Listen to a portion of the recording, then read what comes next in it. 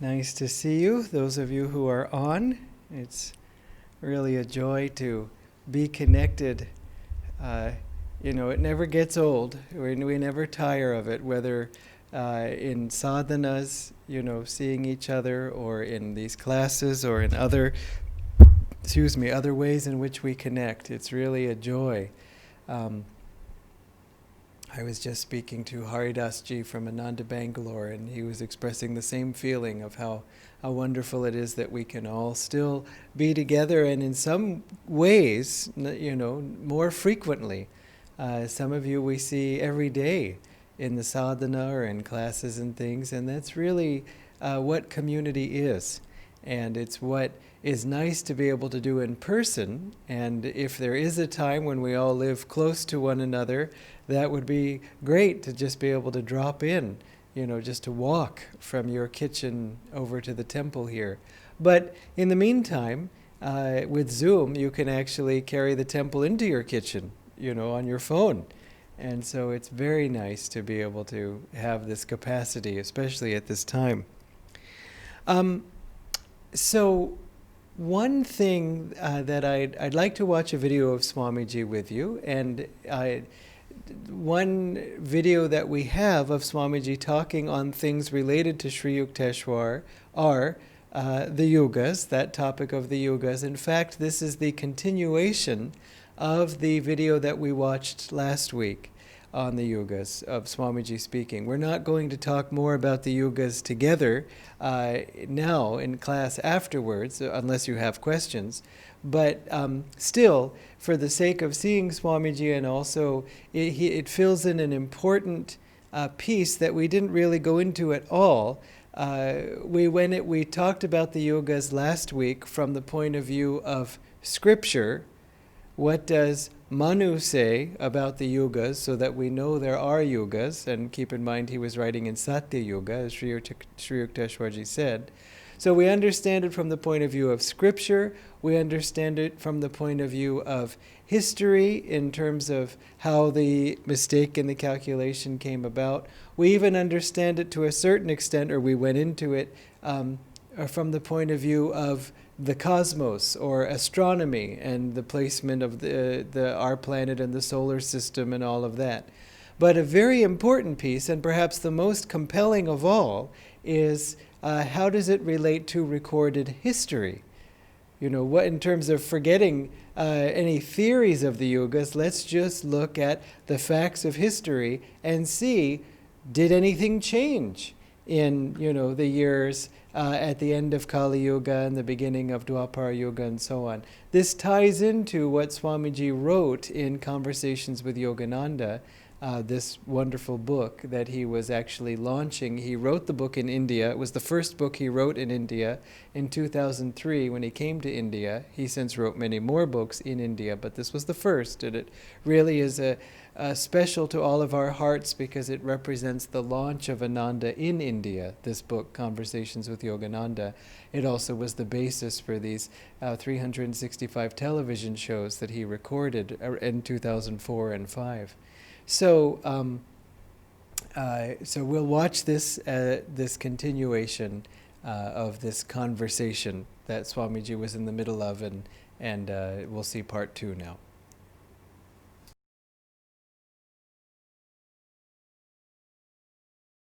Brahmanandam Paramasukhadam Kevalam Jnanamurtim Dandvatitam Gagana Sadrisham Tattvamasya Nilaksham Ekam Nityam Vimalamachalam Sarvadeshakshibhutam Bhavatitam Trigunarahitam Sadgurum Tvam Namami.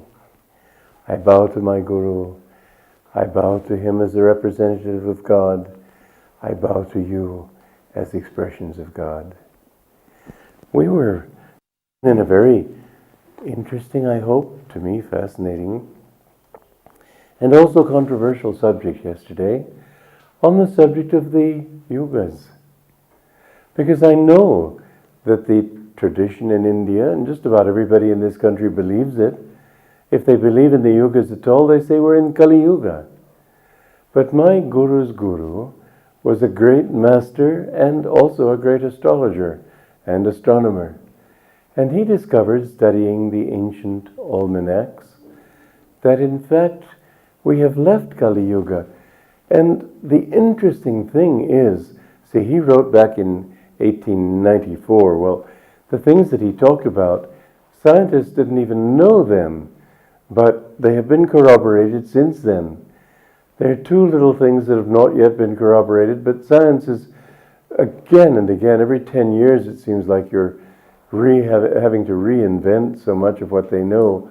Almost everything that scientists found has already corroborated what he was saying before they knew it. So that gives one a certain faith.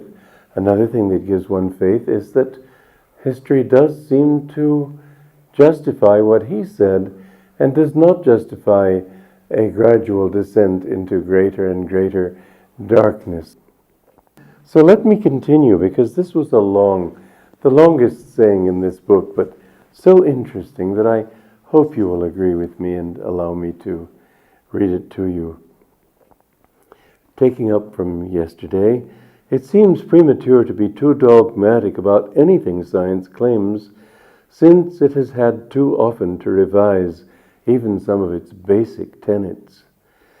There seems little point, therefore, in insisting strongly that these two differences must be resolved, that is to say, the precession of the equinoxes and the possible existence of a dual to our sun, that they be resolved before Swami Sri Yukteswar's theory can be given a respectful hearing, especially since some of his more startling claims, even more startling claims, have been completely justified after the fact by modern science. For what he wrote in 1894 was at variance with numerous other beliefs of the scientific orthodoxy of his day, yet on these points he has since been thoroughly justified. 1. Sri Yukteswar wrote in 1894, mind you, that matter is really energy. This fact was discovered by science only 11 years later in 1905. 2. Sri Yukteswar described a distant center for the visible stars. The astronomers of his time still believed the universe to be heliocentric. That means centered in our sun. They continued to hold this belief until the 1920s. 3. Sri Yukteswar correctly stated that the sun moves. The scientists of his day had no such idea, supposing it to be standing stationary at the center of everything. 4. Sri Yukteswar also described the sun's movement as a sweeping arc, its present direction being toward the center of our star system, the Milky Way. Astronomers have since discovered, first of all, that the sun does move, and second, that its direction of movement is substantially, as Sri Yukteswar claimed, not a beeline because it's going in an ellipse, but toward the constellation Hercules, which could be described as on that general route. Sri Yukteswar's claim, of course, that human consciousness is affected by rays of energy proceeding from the center of our galaxy seems to modern day thinking impossible of rational demonstration. Yet astronomers have in fact discovered that there is a powerful energy issuing from the center of our galaxy, which affects planets even as distant from it as our own. Subtle influences of an energetic and magnetic nature are being constantly discovered in science, a fact which suggests that all natural phenomena are in some way interconnected. This interrelationship was undreamed of even as recently as 80 years ago. The facts most clearly known to us today concern the events of relatively recent Earth history. They point to a steadily increasing enlightenment in every sphere of activity. Even the increasing licentiousness that is so evident today, which might point to a general moral and spiritual decline, seems even more explicable as being due to man's inner struggle to come to grips with so many new perceptions of reality. In one of my books, Out of the Labyrinth, I have explained that the moral dilemma introduced by Einsteinian relativity, far from proving, as some writers have claimed, that moral values are subjective, is being resolved in a growing perception that relativity is not chaotic, but directional. The truths that are being perceived nowadays have been leading mankind toward ever subtler insights that seem increasingly to have universal validity. This rapid advancement of knowledge during recent century, and especially today's increasingly widespread reliance on energy, suggest forcibly that what Sri Yukteswar wrote, and bear in mind that he was a great master with spiritual insight and no merely intellectual theorist, should be considered no mere theory, but revelation. Yogananda sometimes remarked quite casually that in future mankind would see innumerable changes in its way of thinking, living, and behaving. A change toward international and interreligious unity, interplanetary travel, and countless new ways of dealing with reality. That's as far as I think I should read today. It's the end of that particular saying. But it's a very fascinating concept, isn't it? Because what we see today is really a colossal conflict between Kali Yuga ways of thinking and Dwapara Yuga ways of thinking. There's the old fixed system of dogmas and the thought that if you don't agree, you're heretical. One religion has to be right, therefore all others have to be wrong. Again and again you see this Kali Yuga way that sort of tries to institutionalize truth, institutionalize everything. And then there is this freer consciousness that's coming out in so many different forms, and we're right on the cusp. Well, to me, music is a very interesting example because it sort of expresses the consciousness of the people of the age. Several points to keep in mind. For example, in classical music today, I'm talking of the West. I know that Indian classical music comes down from very ancient times and hasn't had to go through the same kind of period of adjustment that we have in the West. But you will find that in classical music, in Western symphonies and so on, you don't find any melody.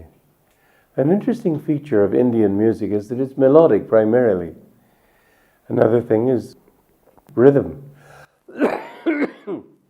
Indian music has a lot of rhythm. Life is rhythm. Our heartbeat is rhythm. Our breathing is rhythm. Rhythm is fundamental to life.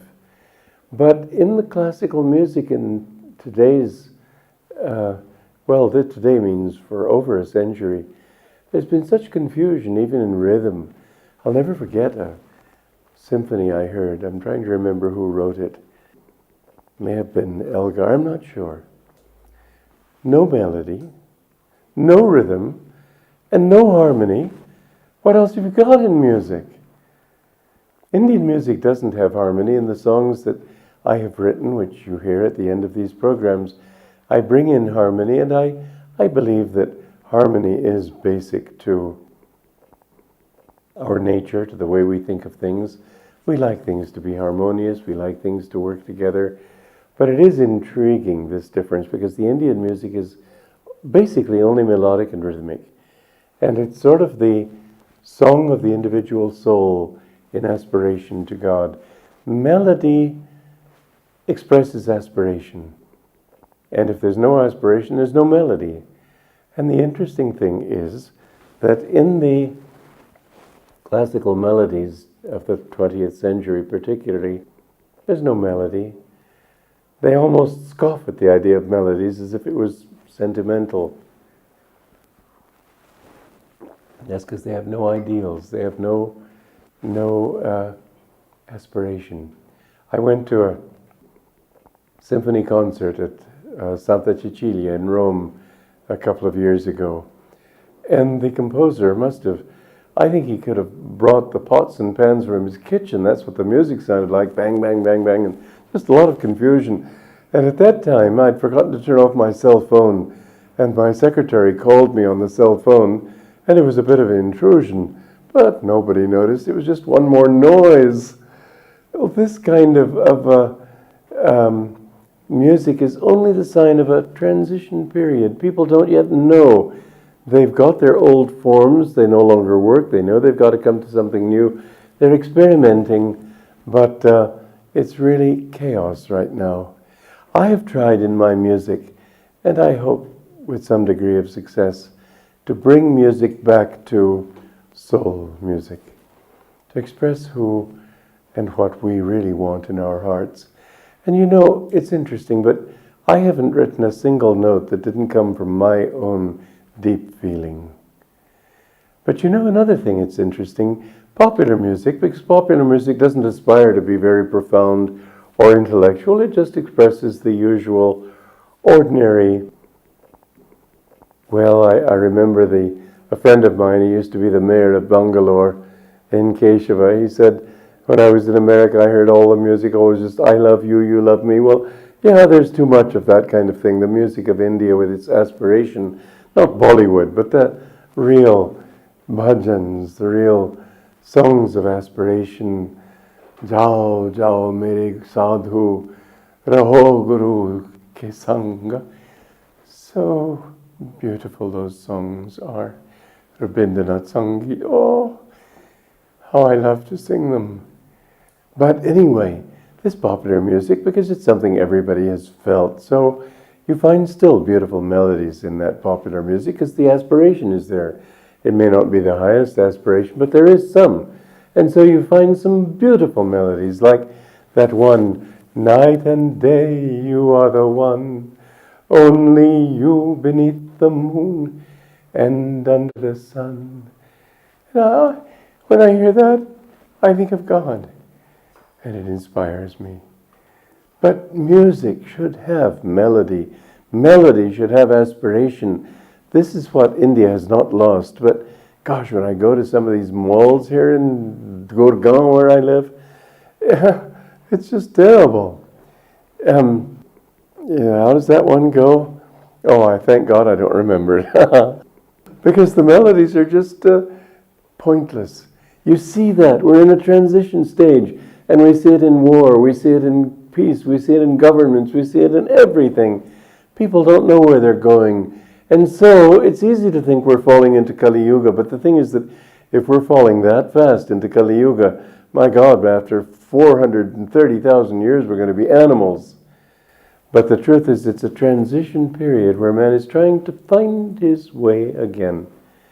And bit by bit, and I hope that my music helps to give that direction, because I'm trying through my music to show that melody can give aspiration, that there can be meaning in these words. They don't have to be pointless.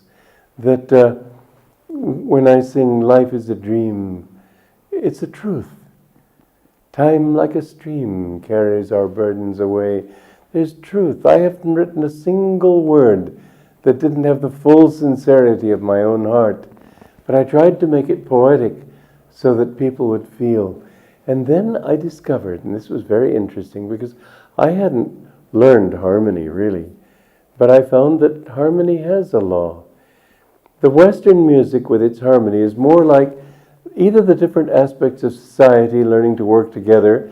The West is more social than India. Indian consciousness is more individual, more, you might say, eccentric, and it's delightful. But also that's delightful. There's goodness and truth everywhere. We have to look for it and draw it out. So I think although you're not used to harmonies, I do hope that you can feel these harmonies because they help to uplift. They aren't the kind of harmony that degrades. This kind of harmony which helps you to make you more harmonious, to put you in tune. You know, music, I discovered in writing, it's a language. And we don't have to go back to the things that were discovered thousands of years ago. They worked then, they may work now. But don't be contemptuous of new things. I think that the music of the soul can express itself as every flower. How many flowers there are each one different. You don't have to say, well, flowers have to be roses. Let your mind be free to accept new forms.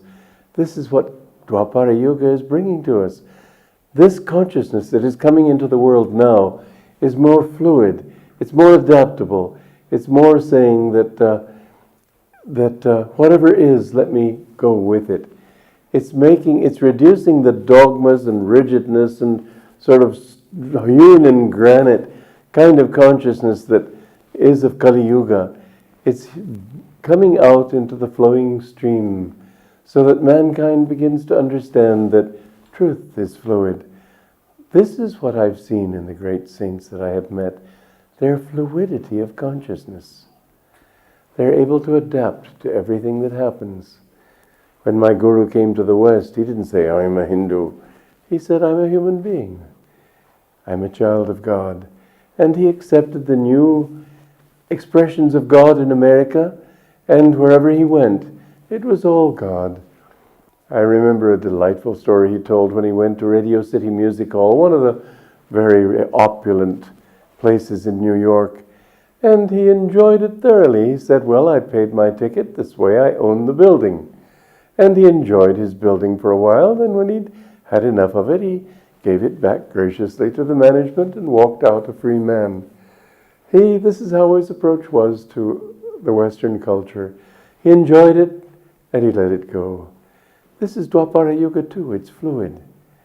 Learn to flow with life. Don't say it's got to be this and nothing else. We have to learn in Sanatana Dharma that Sanatana Dharma is a living, breathing religion, and it can adapt to all realities, and it is already everything and everywhere. It is Sanatan. It is eternal. And so seek that truth within yourself. Joy to you.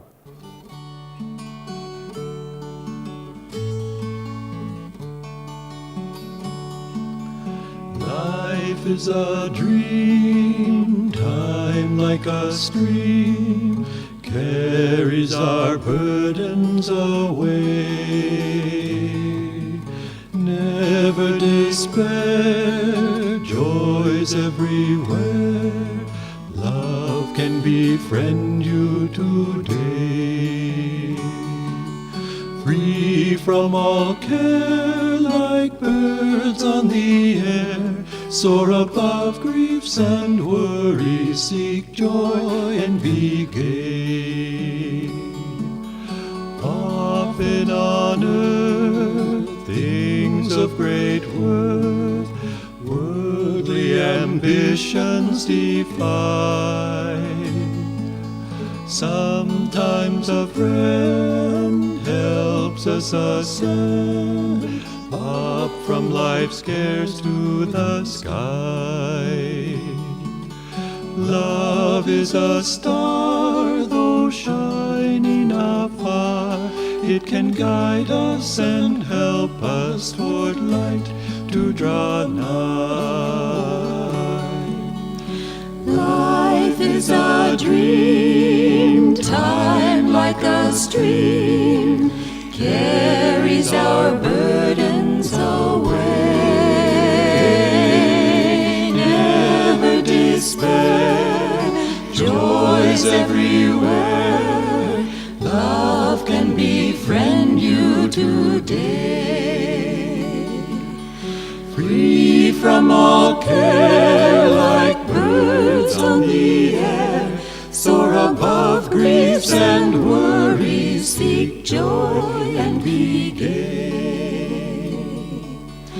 Often on earth, things of great worth, worldly ambitions defy.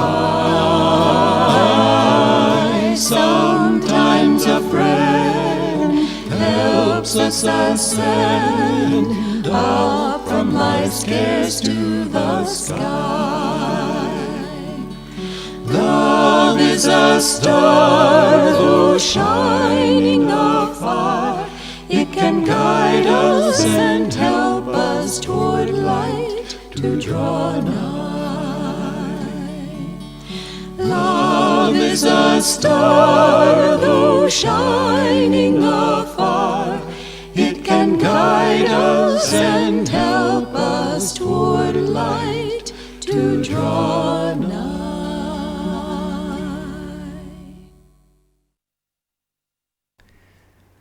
Okay, well, very good. Look to see other friends. It's nice to see you. I was kind of lost in Swamiji and the singers, thinking back to that time, and I was sort of lost in time for a moment, especially missing Leela since she's no longer on this earth, and of course Swamiji too. But anyway, so then here you all are, and so it's good. It grounds me back in reality.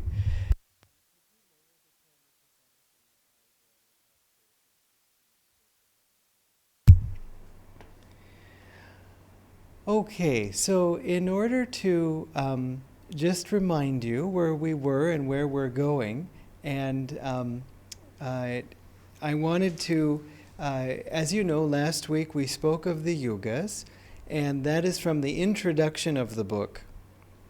And then the week before that, we actually had gone through part of the introduction and then skipped the yugas and then went right into chapter 1 and completed chapter 1, at least as much as we were willing and able to do. So now we're going today to go into chapter 2, but just to put this in the overall frame of reference, I wanted to read something where Swami Sri Yukteswar Ji describes the structure of the book. So this book, The Holy Science, he says, is divided into 4 sections according to the 4 stages in the development of knowledge. The highest aim of religion is Atma-jnanam, self-knowledge. But to attain this, knowledge of the external world is necessary. Therefore, the first section of the book deals with the Veda, the Gospel, and seeks to establish fundamental truths of creation and to establish the evolution and involution of the world. And so this is what we saw in chapter 1, that we were talking, basically laying the ground rules, the groundwork. How did Spirit manifest this earth? That all is made of Spirit in the first place, the eternal substance, and so on. And then we brought it, Swami Sri Yukteswar Ji brought it down to the level of mankind and how we are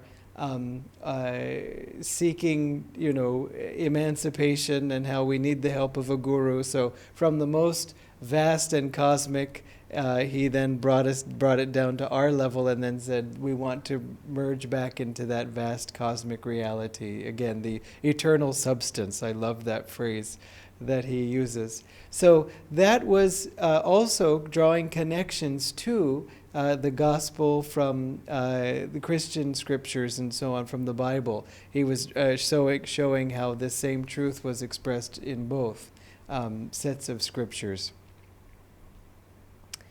Then he continues, now this is for chapter 2. All creatures from the highest to the lowest in the link of creation are found eager to realize 3 things: existence, consciousness, and bliss. Now, of course, this can be like, yes, Satchidanandam, I know, Swami Shankaracharya, but it's not a question of hearing, yes, I've heard that. Let's think about it. Let's be present. On the one hand, knowledge of these things before is very helpful because it makes them familiar. It's not such a shock. On the other hand, that previous knowledge conditions or sort of directs our mind in a certain way. So let's just try to wipe the slate clean, wipe the table clean, and just approach these statements as he's making them. Creatures seek existence, consciousness, and bliss. I'm not going to go into that since that's our whole focus tonight of chapter 2, so I'll wait for that. But he says, these purposes or goals are the subject for discussion in the second section of the book. The third section deals with the method of realizing the 3 purposes of life. So chapter 2 is the goal, which is this existence, consciousness, and bliss. Chapter 3 is the method, and the method of realizing the 3 purposes of life. The 4th section discusses the revelations, which come to those who have traveled far to realize the three ideals of life, this existence, consciousness, and bliss, and who are very near their destination. Oh, how thrilling that will be. And yet, as Master said, don't say, when will I find God? You have him already. In fact, he defined self-realization in one way as saying that self-realization is the knowing in all parts of body, mind, and soul that I am now in possession of the kingdom of God, that I do not have to pray for it to come to me, that God's omnipresence is my omnipresence, and all I have to do is increase my knowing. And so we have to, again, just increase our knowing as opposed to, anything else. I won't say the opposite. So, as I had talked about before, really what Sri Yukteswar Ji is saying is that the Vedas, chapter 1, Sankhya philosophy, chapter 2, Yoga, science, chapter 3, and then Vedanta, just to finish off with Vedanta in chapter 4. I mean, it's amazing all that he's covering. But this is really, as he said, the way knowledge is developed. Why? Because in chapter 1 we establish what is this whole reality or apparent reality or what's beyond what we can perceive. Again, basically the fundamental facts or observations of this world, sort of like, physics will reduce certain fundamental laws. What are the real laws beyond which even some physics has found, some physics hasn't found? That's the gospel. That's chapter 1. That's the Vedas, so we can just know what we're even talking about. Chapter 2 is Sankhya philosophy, is why we need to get out of Maya, that there even is Maya, why we need to be on the spiritual path. It is the why. Then, W-H-Y, the why, the yin of the spiritual path. And so then yoga is the how. That, okay, fine, yes, I agree, I need to get out. You told me why, I'm fine. So now, how? What do I do? Yeppity. And so that is yoga. And then finally, Vedanta is the what. What you will perceive when you reach the goal. And many people are fascinated with with Vedanta, with the what you will perceive, because it is really inspiring to contemplate. And after a time, however, the yogi becomes impatient. Just by talking about the realization of others is not satisfying enough. Tell me what I can do. I seek a method. And so that is really how one becomes a yogi, is by seeking to have that experience for himself or herself. Okay, so this is the structure of the book, and now let us run to chapter 2. Okay, whoops.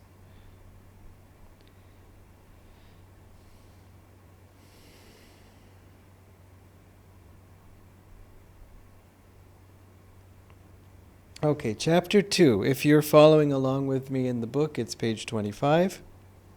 Sutra 1.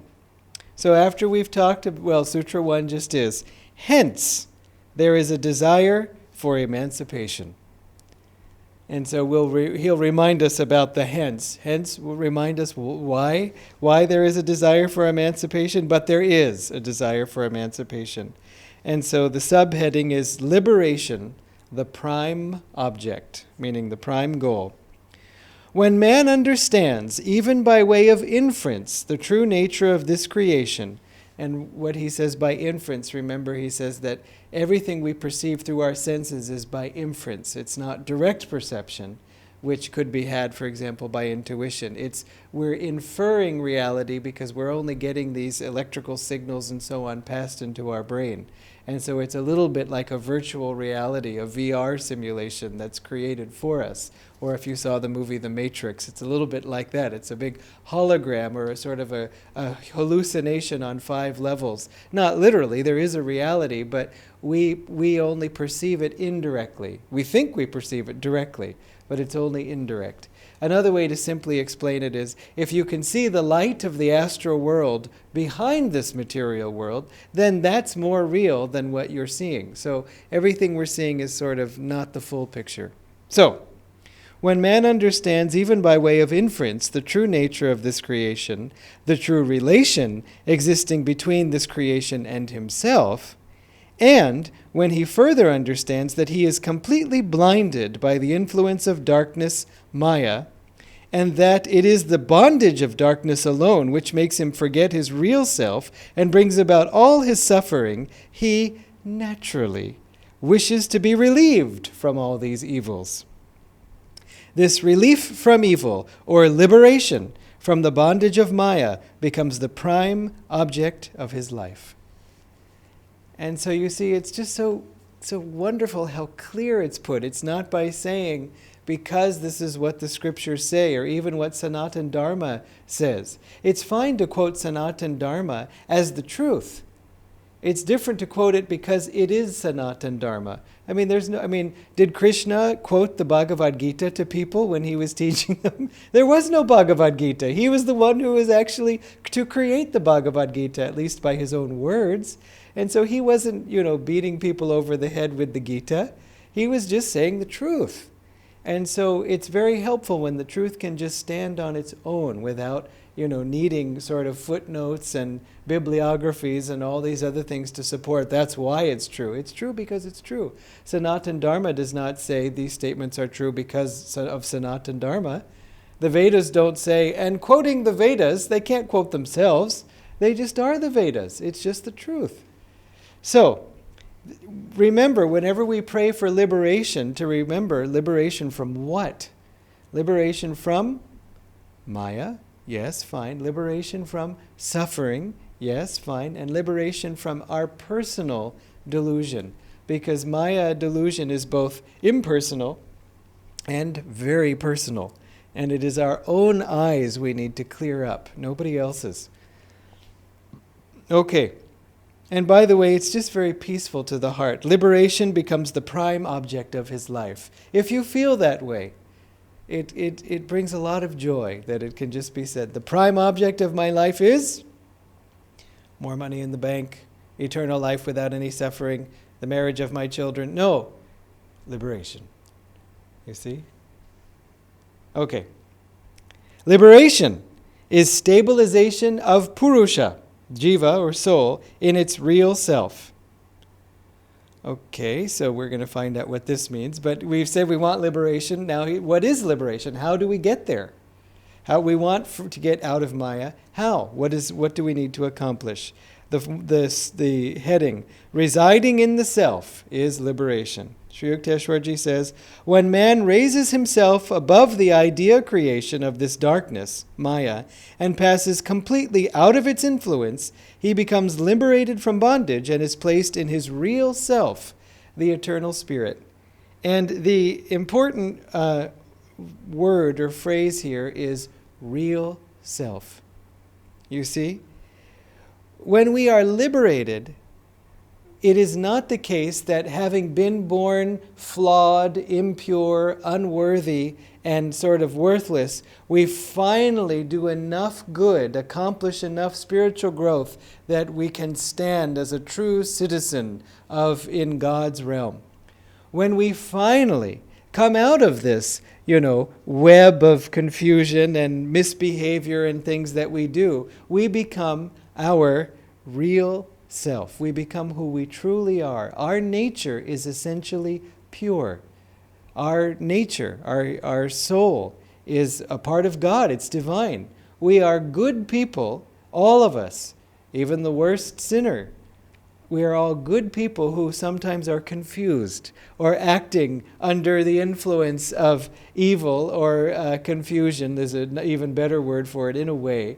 But who have to regain our true, clear self. In other words, once the process of liberation is a process of cleaning, of removing the foreign material. It is not a process of, replacing our impurities that are really us with some divine pure substance. We are made of that divine pure substance. Okay, so whenever somebody speaks of, there's so much in religion, all religions, of people being inherently sinful, inherently bad, and needing God in order to sort of get out of their awfulness. And it's completely wrong. Even when we talk of people being worthy of, for example, people say, I don't know if I'm worthy of discipleship to Yogananda ji, or I don't know if I'm worthy of Kriya Yoga, before they get it. Sometimes even after they've initiated. Oh, I haven't been practicing as much as I would like. I don't know if I'm worthy. You are worthy. Everyone is worthy. Some people turn this around and say, okay, if I'm worthy, can I have Kriya Yoga right now then? And so, meaning after level 1. And so the answer to that is, yes, you are worthy. You may not yet be ready, but you are worthy. And so that takes a little bit longer. But still, please keep that in mind. And remember, everyone else is worthy too. And so this can affect, again, how we look at every day of our lives and the daily interactions in our lives. Sutra 3. Then, when you reside in your real self, there is cessation of all pain and the attainment of the ultimate aim, true fulfillment, God realization. So, liberation is salvation is the heading here, meaning we are saved. Saved from what? On attaining this liberation, man becomes saved from all his troubles, and all the desires of his heart are fulfilled, so the ultimate aim of his life is accomplished. And if you think about it, it's interesting. He doesn't say, once we have achieved the ultimate aim of our life, then all the desires of our hearts is fulfilled, and we're saved from all our troubles, but the reverse. Once we are saved from trouble, and all our desires are fulfilled, then we have achieved the ultimate aim, accomplished the ultimate aim of our lives. Why? Because as long as there's something in our lives we don't want, we're sort of waiting for it to be gone. We're waiting for this trouble to be gone, and then I can relax. Swamiji gives a wonderful example of this. Either a trouble that we're trying to get away from, or a desire that we are wanting to have fulfilled, as Sri Yukteswar ji says too.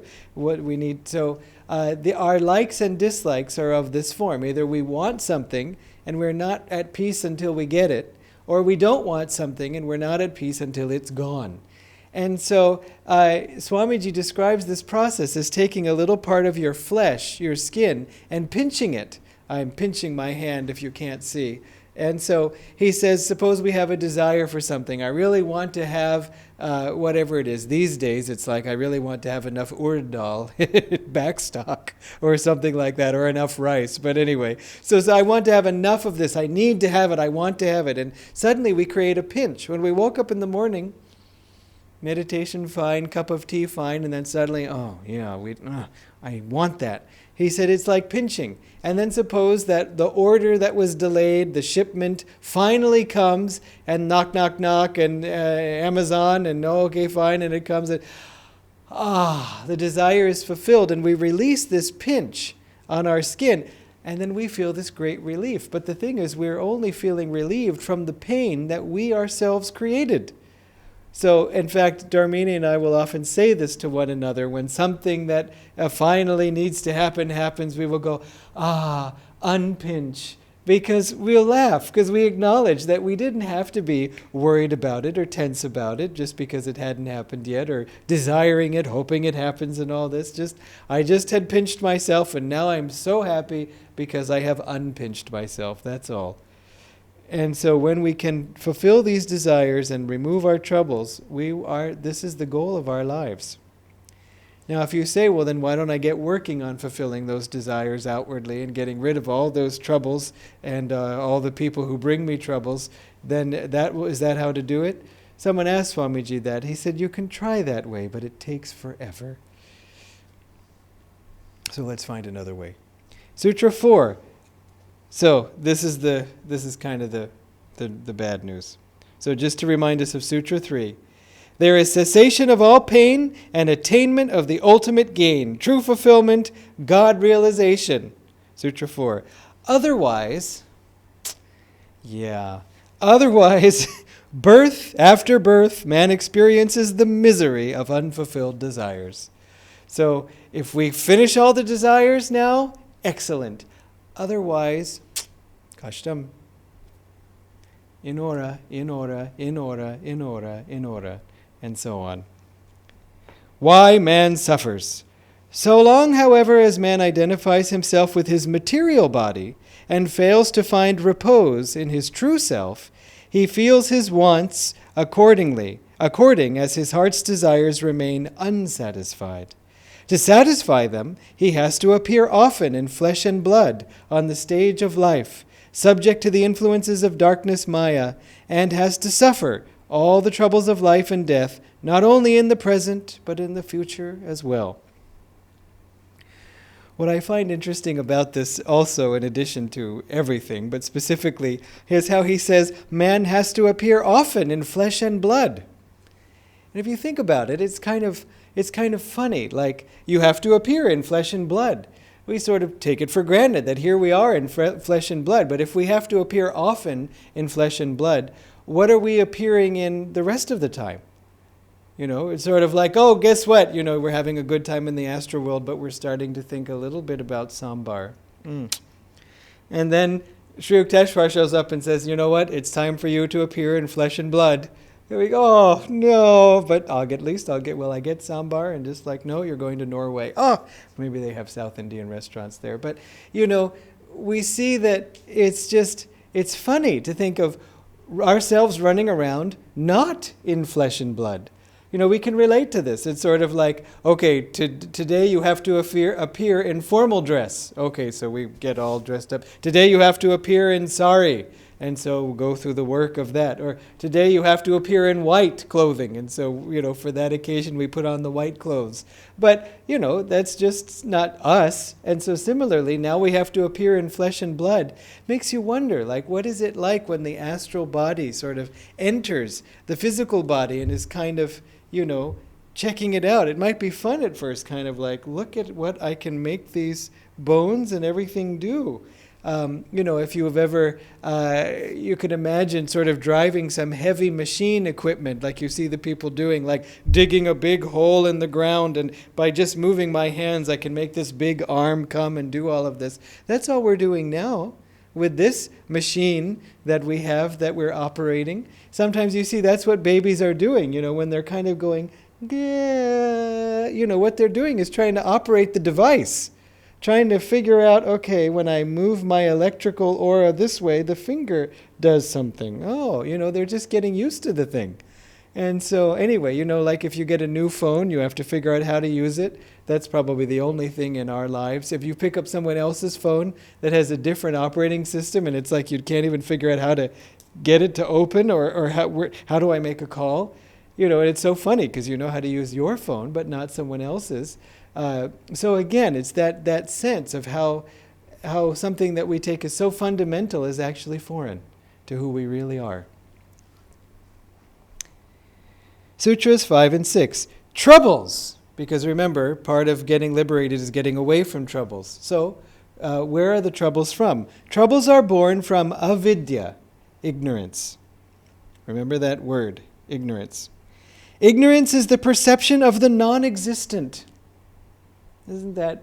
I'm sorry, but every sentence, you're going to say, can you just finish the sutra? No, I can't, because the perception of the non-existent, it's such a beautiful definition, because ignorance is usually given as, not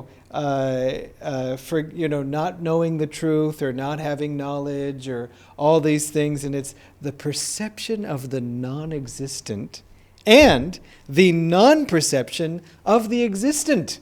This is the sutras. The sutras love to say, make these kinds of plays on words. I don't know if it rhymes in Sanskrit, but you can imagine how much fun everybody had making these statements. So the perception of the I'm sure it would rhyme in Tamil, but the perception of the non-existent and the non-perception of the existent. And so whenever we are in ignorance or someone else is in ignorance or whatever, we can just say it is just perceiving the non-existent and not perceiving the existent. Maybe don't say that out loud, but we can think it. What is ignorance? Ignorance, avidya, is misconception, or is the erroneous conception of the existence of that which does not exist.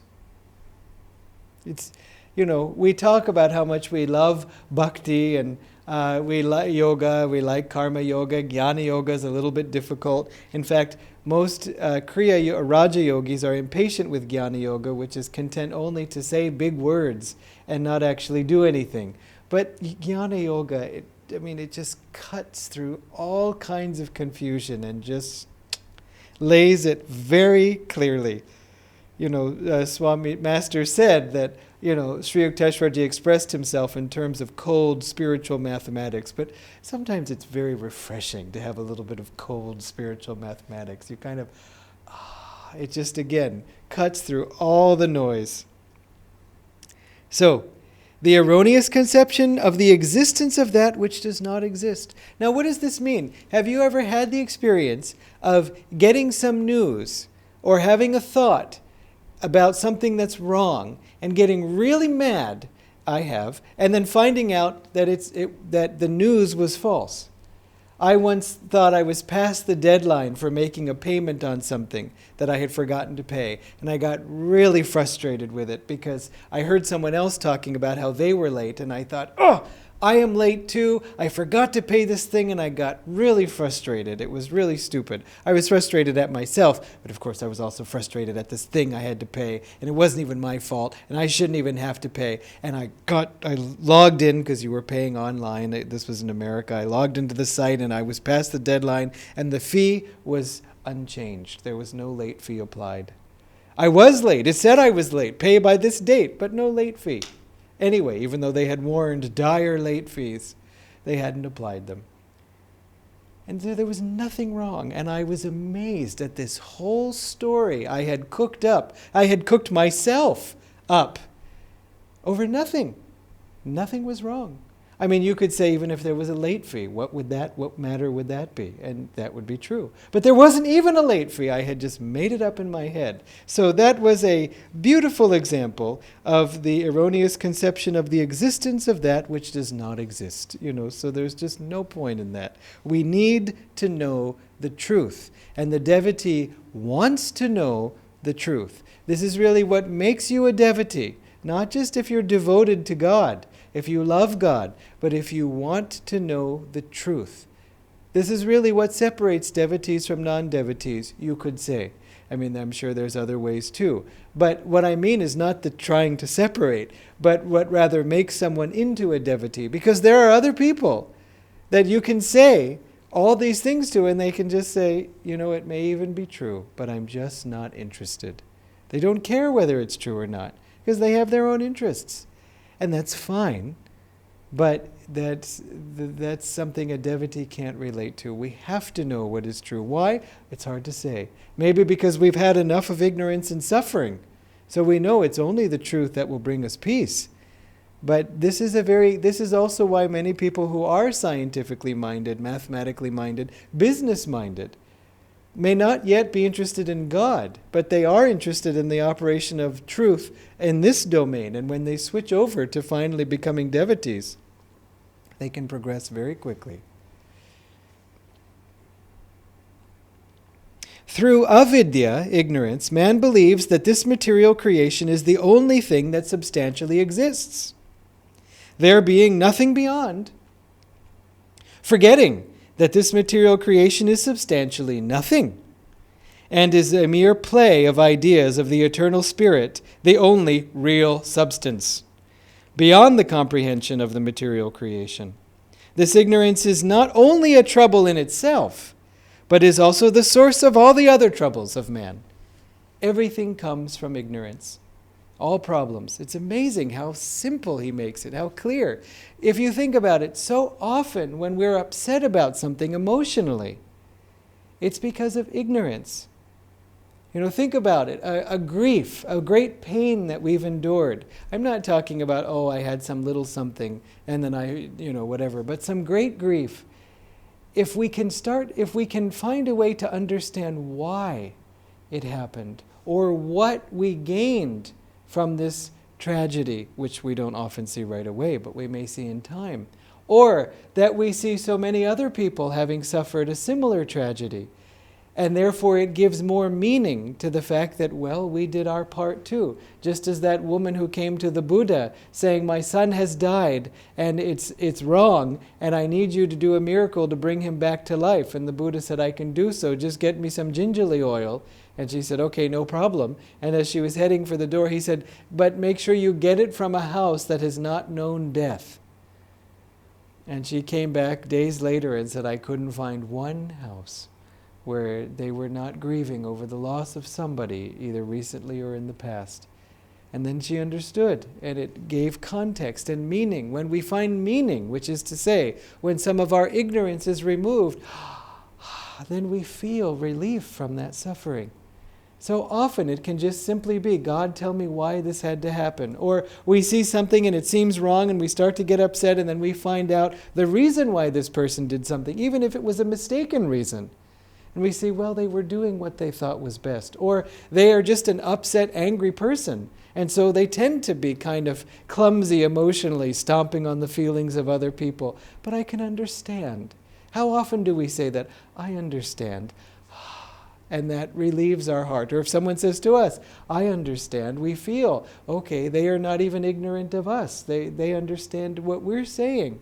And that removal of ignorance removes the emotional pain. You see what I mean? It's not the ignorance, removal of the ignorance removes some mental sort of, I now have more mental clarity and I feel extremely emotionally happy.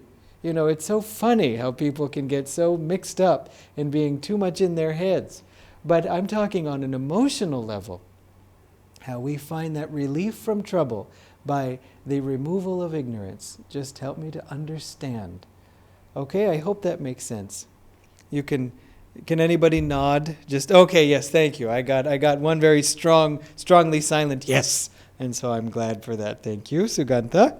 Okay, the next sutras. This one we're going to now have to take in a little bit. So we're going to, if at first, we're going to go over it multiple times in Sri Yukteswar's explanation. So just understand what's about to happen. Avidya, which is ignorance, having the twofold power of polarity, manifests as egoism, attachment, aversion, and blind tenacity. So before we get mixed up in say it again, there are four. Just first thing to remember is four. Four what? I don't know, but four. Okay, so four. These are the four evils.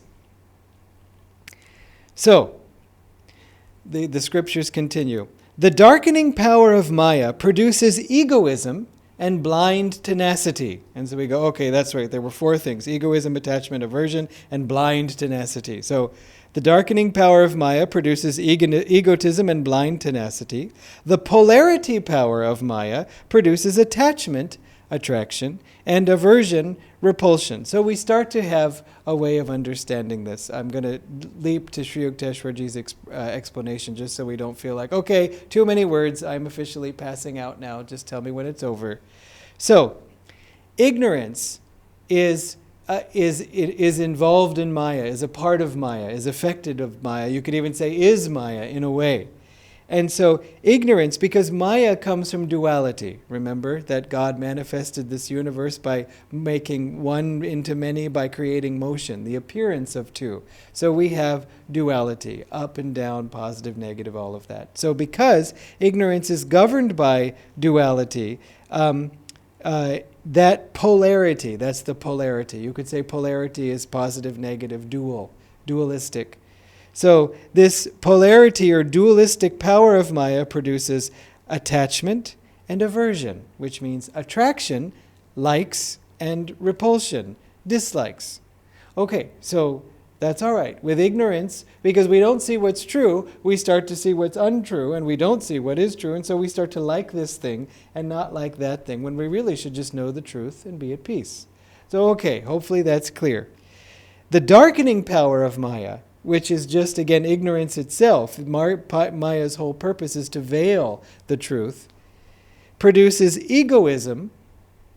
Okay, so we know egoism means the ego, and that I am separate. So that's part of the fundamental veil, is that I think I'm separate. Okay, that's egoism. And blind tenacity. Tenacity, tenacious, means to grasp, to hold on, again, fiercely. So we're not quite sure what the blind tenacity is yet, but that's due to the darkening power too. So we'll get there. Remember, there are four. Four. The scriptures continue. This is not Sri Yukteswarji yet. This is still the scriptural passages. Egoism results from a lack of discrimination between the physical body and the real self. Isn't that just fantastic? Egoism comes from a lack of discrimination between the physical body and the real self. I think this body is me. I failed to discriminate that I am not this body. I mean, it's so funny when we go to sleep. We're not conscious of the body at all. And yet we're perfectly aware of even subconscious things. Even in our dreams, we may even be aware of reality. So a master said that Sri Yukteswarji told him the greatest proof of God and of eternal consciousness is that even when we are asleep and we're not aware of anything, still when we wake up, we know how we slept, we know how well we slept, and so on. This is how Master put it. I have to admit, I don't fully understand what he was saying on this. But even being unconscious, we're still conscious of what happened. And he said that to me was the greatest proof of God. So again, sleep has a lot of easy things that if we just think about, we say, yeah, if I'm asleep and not aware of the body, then I'm obviously more than this body. But we fail to discriminate between the physical body and the real self. Master defined ego as the soul identified with the body, which is exactly what Sri Yukteswarji is saying here. It's interesting to see that connection between Sri Yukteswar's teaching and Master's teaching. Okay, now what is this blind tenacity? We're about to find out. Tenacity, grasping tightly, is a result of natural conditioning. Belief in nature and her laws as final, instead of belief in the all-causative powers of the soul. You see, we get attached to thinking that this reality is real because of natural conditioning. If you dream a dream long enough, you begin to think it's real, and that's what's happening to us every day. Attachment means thirst for the objects of happiness. Pretty straightforward. Aversion means desire for the removal of the objects of unhappiness. It reminds me of kind of a funny story of Master when we want the removal of the objects of unhappiness. Master someone was just talking to me today about, didn't Master sit people down and say, this is what your problem is and this is what you need to learn? And if we don't have Master in the body, how can we grow spiritually if he's not there to correct us and tell us what to do? Swamiji said Master never taught that way. Rarely. He would give hints. He would do things. We've heard so many stories of how the one disciple was restlessly cleaning up after him, and so he made more and more pots dirty. And she couldn't keep up with him, and so finally she sat down and just said, I'll clean up when he's all done. And then suddenly she noticed he wasn't making anything dirty anymore. And she realized that he was teaching her, don't just engage in activity for activity's sake. We could have told her that, because imagine, she was sitting with Master cooking. I mean, how thrilling would it be to have Master, flipping a dosa and us just sitting in the kitchen with him? Especially, he was probably making the dosa for us. Master used to cook for the disciples all the time. And Swamiji said his food was always so delicious. So, in fact, saints often, what to speak, Master was even more than a saint. He was our guru. But still, Swamiji said saints often cook for people because it's a way of imparting vibrations into them in an indirect way, and in some people in an unsuspecting way.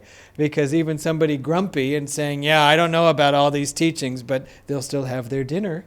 And so even if the saint feeds them and they eat it, it's a way of sneaking in vibrations. You might keep this in mind in your own life.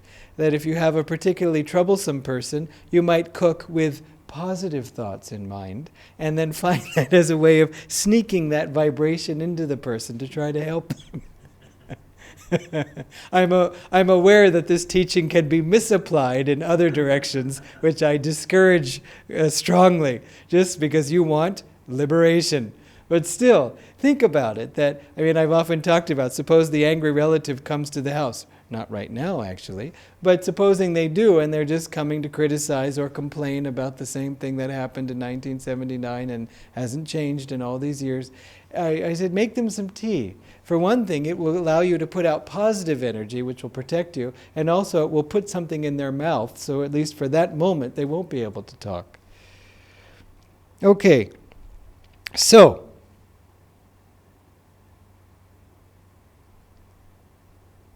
the story of Master that I was remembering was that one disciple was becoming very dependent on Master's sort of all-powerful nature, that I know whenever I see him, he knows all my thoughts, and he was conceiving of Master correctly, but it was getting a little bit out of proportion. He was getting a little too carried away in a way I don't really understand. But anyway, Swamiji said what happened was Master suddenly called out to this disciple, "Help! Help! There's a spider!" And the disciple came in and saw there was a spider, and Master said, "Get it away! Get it away!" And so the man scooped up the spider, and Master cringed as he came near, and then he took the spider out, liberating it in the outdoors.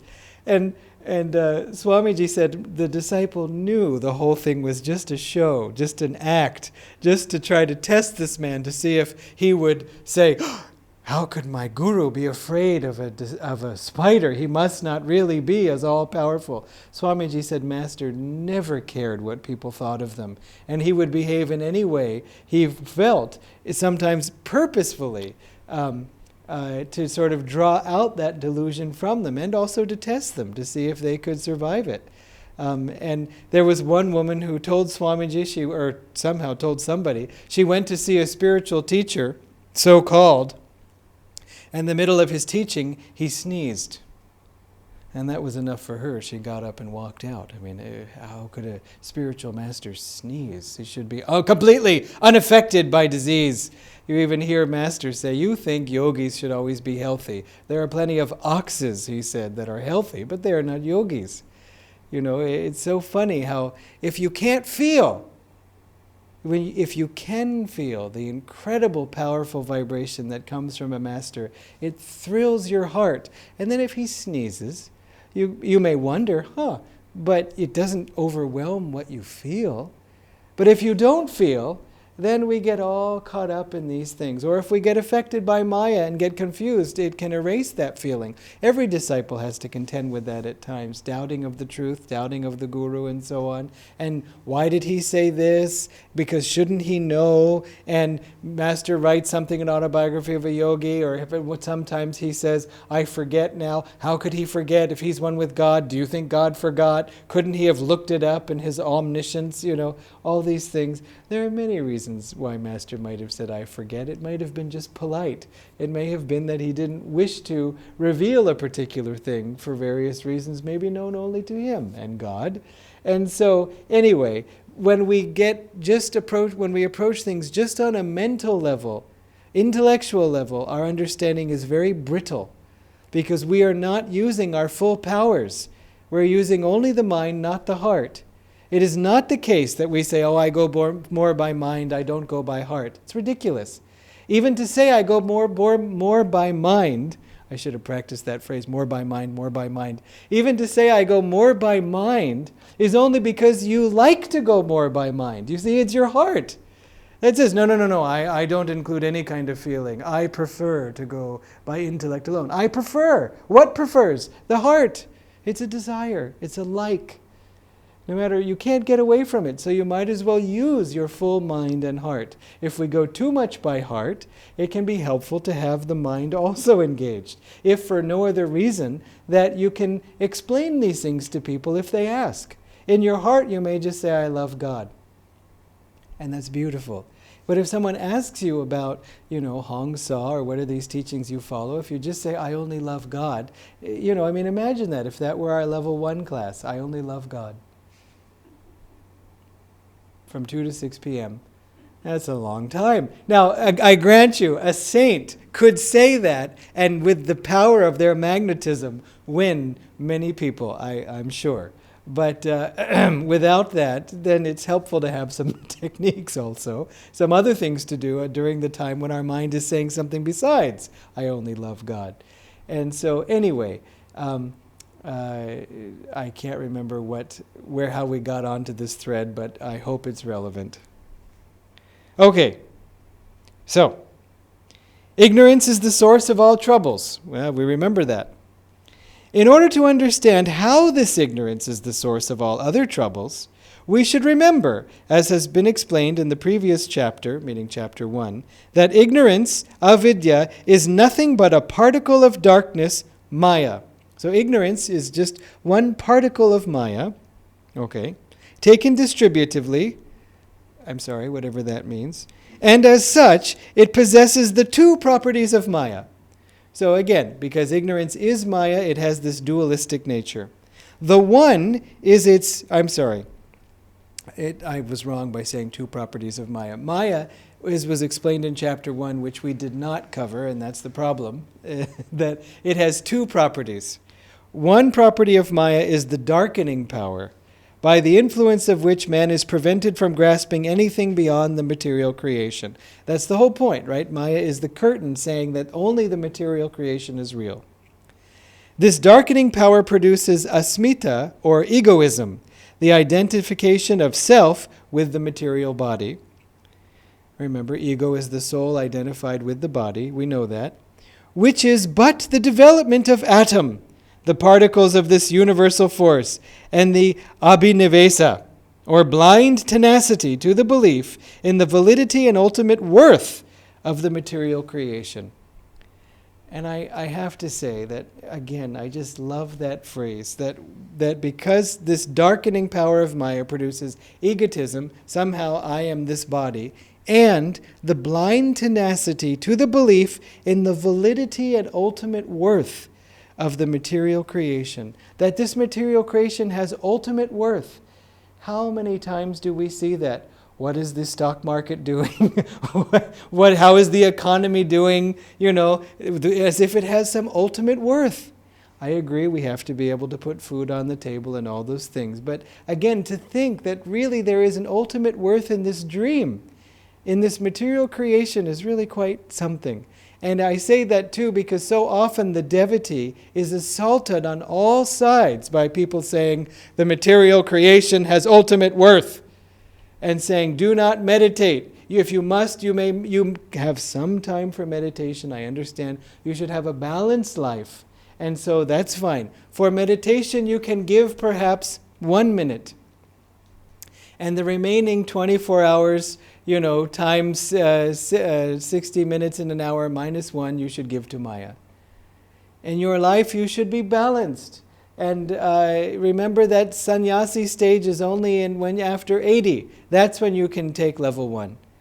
There should be balance. It's ridiculous. People say balance, but they're shouting all for Maya, Maya, Maya materialism. And so the yogi, before he finds a guru, before she finds a spiritual community, is more or less having to put all their energy out just to maintain a force field of protection. And it's such, as Swamiji said, a shame.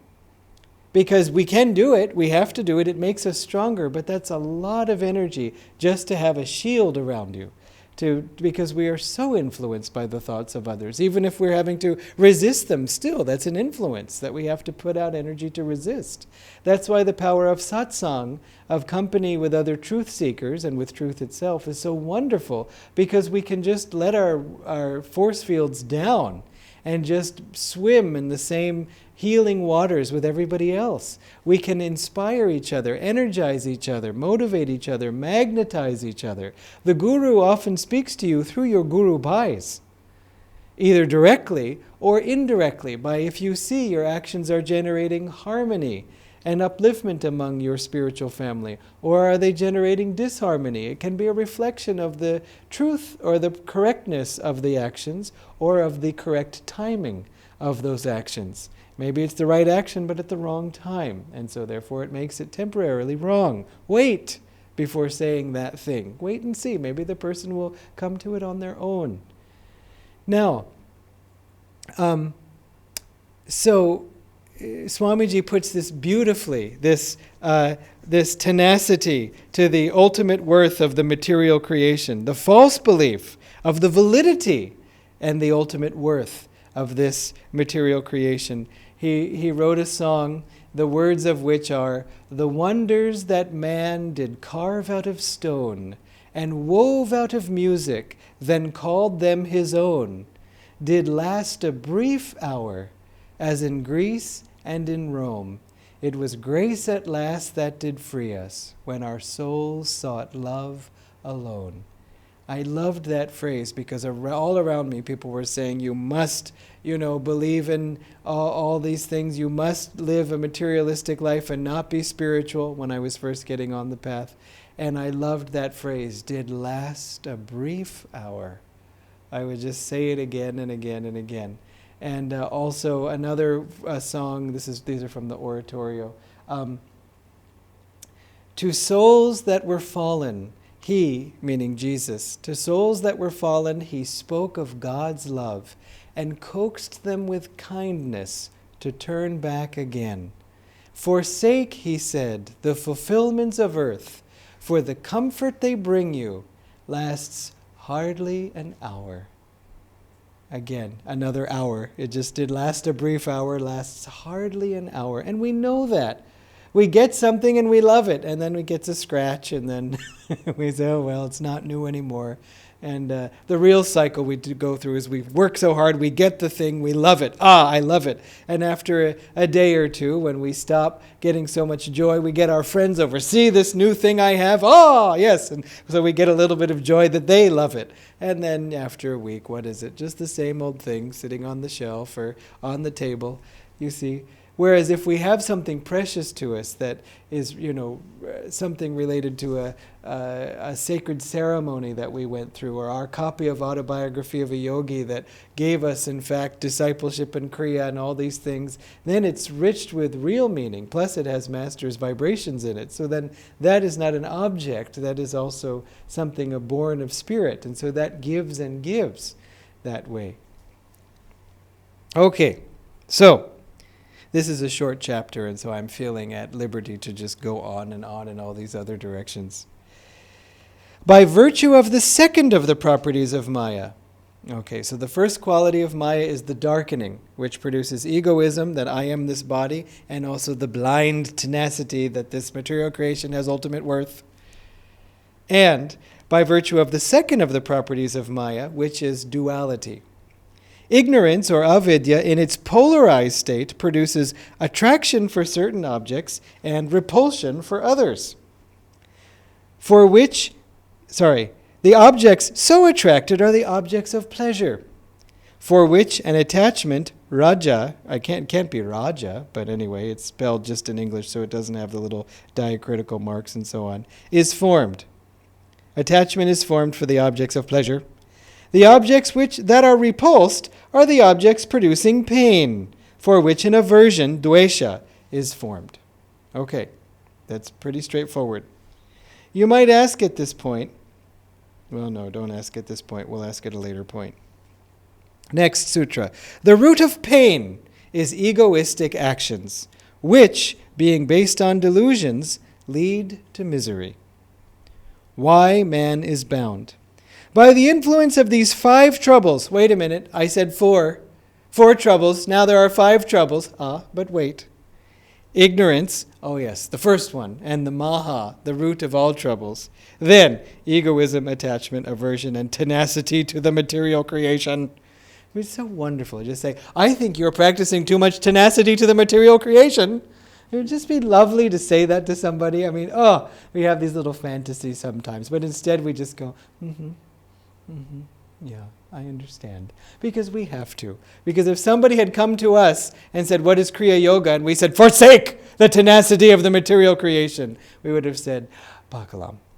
And so, people have to come to this in their own time and without violence. Still sometimes one wonders. But anyway, okay. So, these 5 things, when you add ignorance in there, man is induced to involve himself in egoistic works, and in consequence, he suffers. So, and that's the entire explanation of the sutra, the one sentence. And so, whenever we are suffering, we have to say, okay, am I suffering because there are 5 reasons why I could be suffering. Ignorance, which we already talked about. If I could just understand why this happened, then I would not suffer. Or egoism. This is happening to me, and it's unfair that it should happen to me, I. Or the tenacity to the material creation. It broke! My material object broke! But it's not real. The memories that you had associated with it, though it's sad, but those live on. So that's okay. Or attraction. I want it and I don't have it, and in consequence I suffer. Or repulsion. Will you just please go somewhere else? No, I can't. It's lockdown. So repulsion. So we suffer. Okay, so these are the 5 options. So anytime you're suffering, just self-diagnose. It's one of 5 things.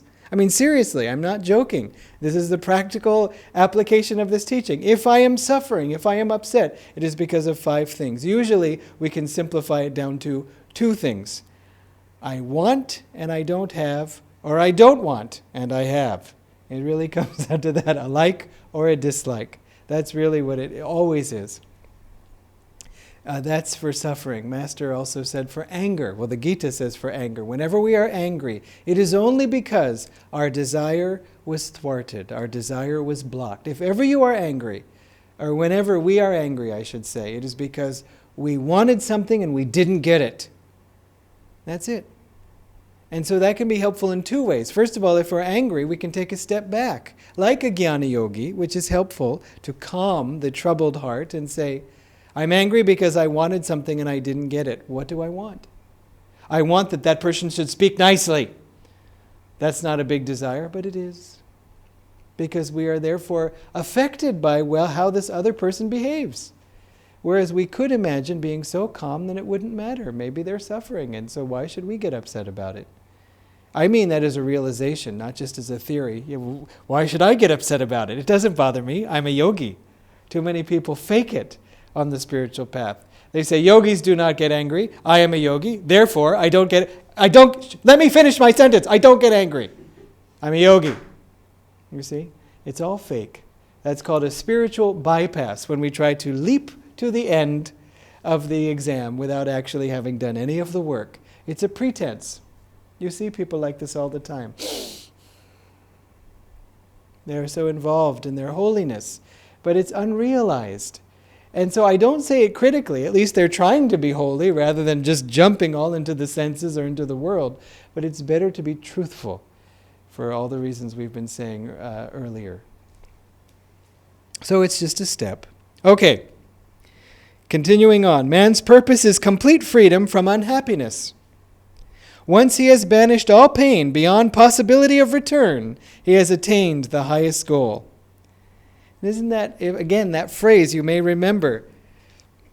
Banish all pain beyond possibility of return. Because we've heard Master say that in one of his audio talks, removing suffering and sorrow. He says, destruction of sorrow by the roots, from which there will be no recurrence.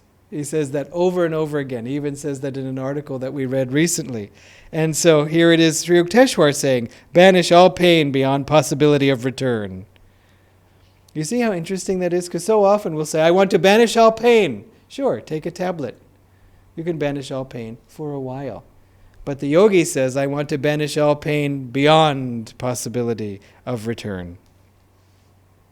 This is the ultimate aim of the heart. With man, the sensation of all suffering is artha, the heart's immediate aim.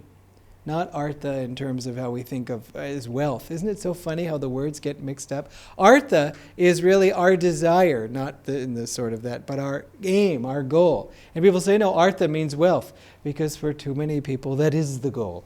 You see? So they don't even bother saying goal. That's like saying, like, suppose someone hands you a whole bunch of lakhs of notes, and you say, I have received much wealth? No, I have received much goal. That it's just so fundamentally the goal, we even call it goal. I have to go to the bank and withdraw some gold to spend it on some other goal. It's really sad. Anyway, so the true root of the word is our aim, our goal, not wealth. So with man, the cessation of all suffering is artha, the heart's immediate aim. The complete extirpation, the removal, the erasure of all these sufferings so that their recurrence becomes impossible is paramartha, the ultimate goal. Be a nice spiritual name for somebody, paramartha, would be fun. Next sutras. Now this is where we're getting down to the fundamentals that he was telling us about in the introduction. Existence, consciousness, and bliss are the three longings of the human heart. In fact, in the introduction, he said it's of all creatures. Now let's understand this. Let's not just say Satchidanandam. Let's just, fine. But what does it mean? So existence, we know that. Creatures want to exist. Any animal, any living thing, any little beetle walking across the wall, if you come near it, it'll run away. It'll say, my existence is being threatened, and I wish to maintain my existence. That's so often why creatures will run from you, because they're afraid you're going to eat them.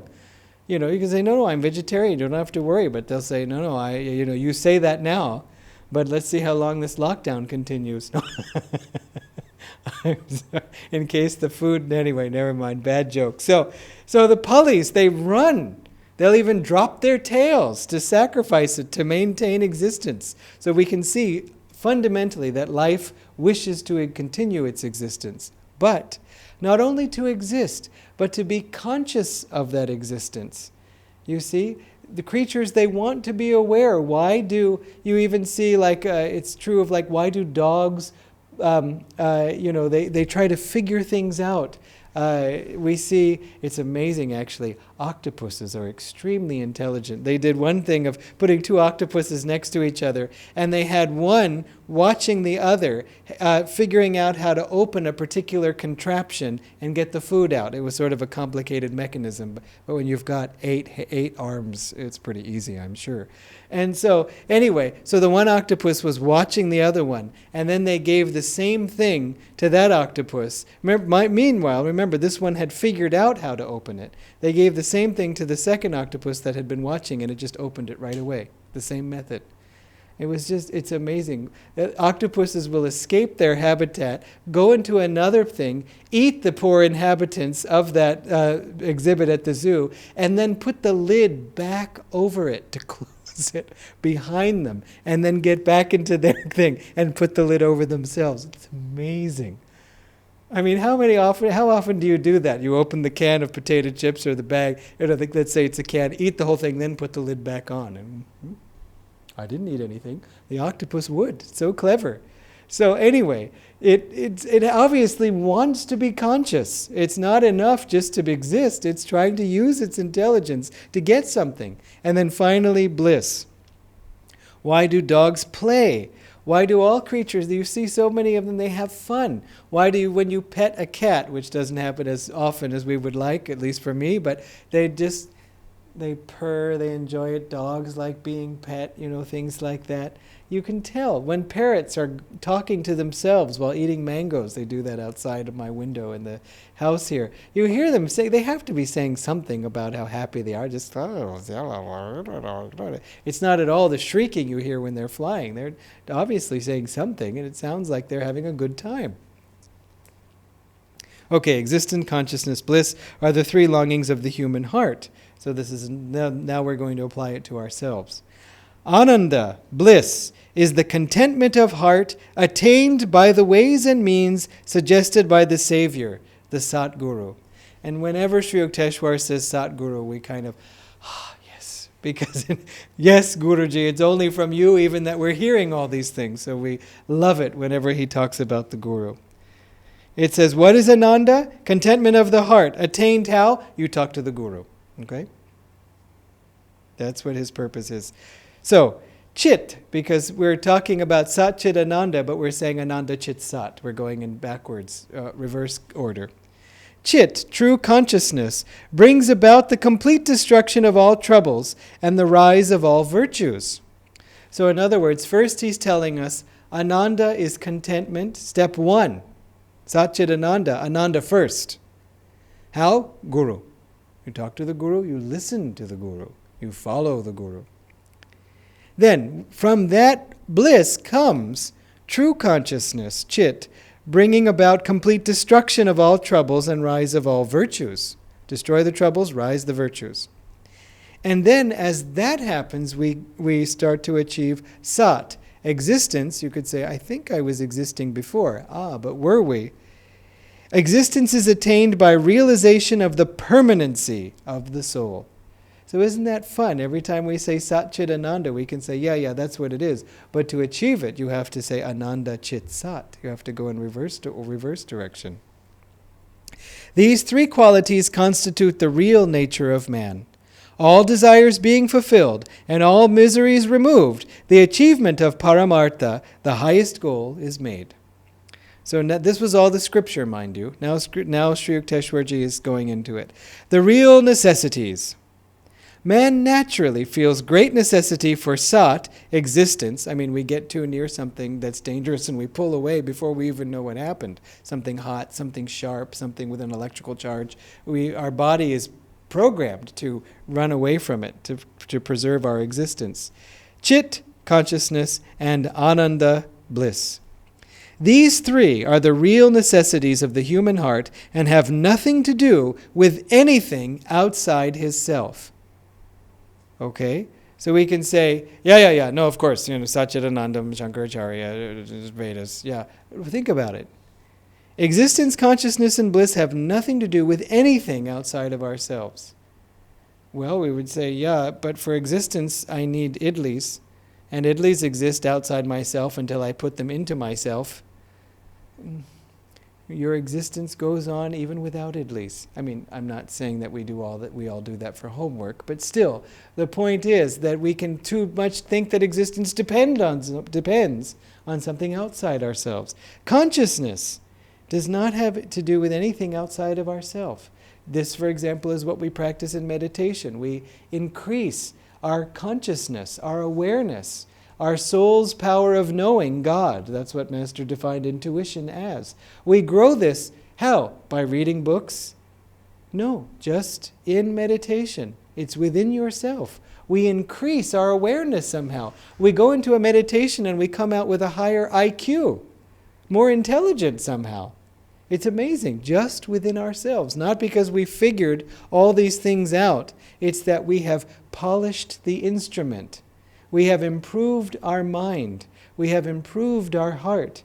We have increased the sort of the power or the amps supplying them, and therefore they become stronger. As Swamiji said, the yogi does not increase what he is aware of outside. He increases what he is aware with. His power of awareness is what he increases through meditation. Do you see? So, and then bliss, of course, does not lie outside in all the desires that we want fulfilled. You can have that inside.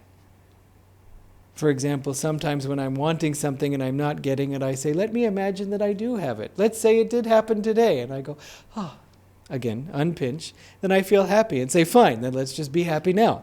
Even though I don't have it, that's okay. Because when I do have it, that's all I'm going to say is, wow, I'm glad that's over. So let it be over, let it not be over. I'll be happy anyway. As Swamiji said once, I would feel better a week from now about this bad thing happening. In a week I would feel better. Why waste a whole week? These three, existence, consciousness, bliss. Oh, sorry. I already said that. Yeah. They are essential properties of his own nature, as explained in the previous chapter, which we had sort of skipped over. How man attains bliss.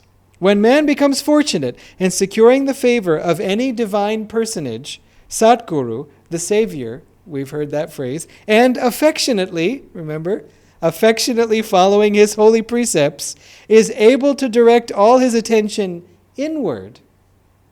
He becomes capable of satisfying all the wants of his heart and can thereby gain contentment, ananda, the real bliss. And remember, this is what happens in meditation, and specifically in Kriya Yoga.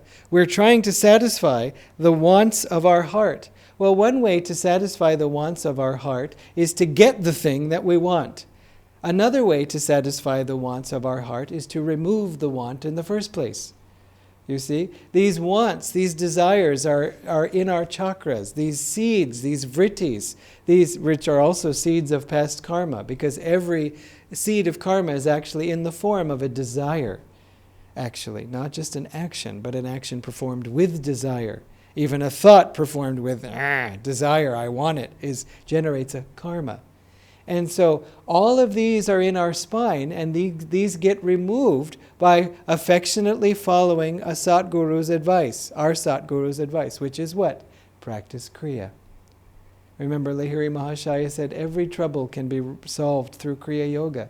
Well, for one thing, as Sri Yukteswarji added, every trouble is caused by ignorance. Actually, the scriptures even say it, not he only. And so Kriya Yoga will remove your ignorance. And so therefore it will solve every trouble. In this case, satisfying all the wants of our heart. Use Kriya to get rid of those desires. It burns up those desires automatically. Meditation also does too. If you don't have Kriya, Hong Sa works too. But still, Kriya works very effectively at getting rid of these desires. And so, that is what our Satguru taught us. Other Satgurus teach other things, fine. But the point is that is directly getting rid of these desires, of directing our attention inward and and fulfilling these desires of our heart by getting rid of them, just deleting them. Then comes Ananda, the real bliss. How consciousness appears. Remember, we're going Sat Chit Ananda, so Ananda, Chit, Sat. So Chit, consciousness. With his heart thus contented, man becomes able to fix his attention upon anything he chooses and can comprehend all its aspects. This is why as you meditate, your mind becomes clearer, because your desires become less, and therefore they're less distracting. You see, so often it's hard to concentrate because we're actually concentrating on something else. Yeah, but I want this other thing. Or, yeah, but I have this headache and I don't like it. A headache isn't fair because it does affect us directly. But I don't want this. And what are you saying? We can't even concentrate because of likes and dislikes. And so as we soothe those, then, he says, we are able to fix our attention upon anything and can comprehend all its aspects. So Chit, consciousness of all the modifications of nature up to its first and primal manifestation, the word, Amen, Om, and even his own real self, gradually appears. And that key word, gradually. Because you could say, well, if you go into the bliss, don't you just get it all then immediately, the consciousness? It happens gradually, which is to say, it is happening to you even now. We are gradually growing in bliss, gradually growing in consciousness too. Trust the process. It is happening. It doesn't come just suddenly like a flash. Things that come like that very often are lost also, if they are subconscious or don't have sort of enough sort of spiritual muscle and purity, meaning purification, built up to support them. But on the other hand, a real flash of inspiration, of superconsciousness, will remain permanently with you. So, gradually the real self appears. And being absorbed in the stream thereof, man becomes baptized and begins to repent and return toward his divinity, the eternal Father, whence he had fallen, meaning from which he had fallen. Suddenly, he says, see Revelation 2:5, which says, from the Bible, remember therefore from whence thou art fallen, and repent. You see, which whenever we hear repent, it doesn't sound good because it's often said, repent! It's sort of, why don't you repent? If, tell me I have to say all these things I regret and I'm sorry for. What are you sorry for? I know I'm sorry. I even got into this conversation. So the thing is that instead, though, in the real sense, what we're saying is, remember that you've come from God and you had accidentally gotten tenacity to the lasting value, falsely, of this mortal material creation, and say, actually, I thought about it, and Vendam. Ida Vendam. Ada Vendam. I don't want this, I want the Father. Just like the baby, as Master said, I am thy naughty baby, and just as the mother, I will cry, and just as you drop toys, the mother drops toys, saying, look, I'm busy with my housework of creation, Divine Mother says. So she gives toys to the baby to amuse it, but the baby, Master said, throws away all toys, and will not take anything except the mother herself. That's the same thing. That we're saying, forget this thing. I want the Father from which I came. I want the Mother who is mine. And as he says, as thy naughty baby, I will wake all creation with my cries, unless thou comest. It's so thrilling to the heart. So, you might ask now, okay, so he's quoting Revelation from the Bible now, after telling us Sutra 21. We've gone through 21 sutras from the Indian teachings, and now we throw in one quote from the Bible. Aren't we supposed to be showing the parallel teachings between the Bible and the Indian teachings? And so far, the score is 21 to 1. But the thing is, this is the only chapter that this happens in. In all the other chapters, practically after every sutra, there is a Bible quote. Why is it not the case here? Well, I don't know for sure, obviously. We'd have to ask Sri Yukteswarji. But the thing is that for one reason, man suffers from ignorance. It's like, okay, prove it to me. Where does the Bible say that? Who needs that proven? Man's desire is to escape pain. Really? Do you have any evidentiary support for that claim? It's just like, okay, you know what you do with someone like that? You go, how about this? And give them a little flick on the forehead. Ow! Do you wish to escape that pain? Actually, there's a funny story Master used to tell of these spiritual teachers that would just say, all of this is in your head. There were some people who would even try to do physical cures by trying to convince the people mentally that this pain was all just in their head and so on. So this woman, this Master told the story, I think it might have been true, but I don't know. Anyway, she went to a so-called, one of these doctors that cure by mental power. And she said, I have this terrible toothache. I don't know why she went in the first place. But anyway, he said, don't worry, it's all in your head. And she said, no, it's actually in my tooth. I mean, I know it's in my head, but specifically my tooth. He said, no, it's all in your head. The pain is all in your head. It is just in the mind. You just have to remove the root of the pain in your mind. It's all in your head. And so she said, yeah, is there anything you can give me, though, while I'm working on that other thing to get rid of this pain? No, it's all in your head. So while he kept on going on in this, she sort of surreptitiously loosened her shoe. And then when he was looking away, she bopped him on the head with the shoe. And he said, ow! And she said, it's all in your head. So, okay. Now, Ananda, Chit, and Sat. So now Sat. How existence is realized.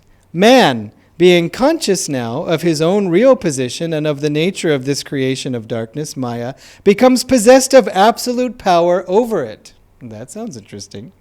And gradually withdraws all the developments of ignorance.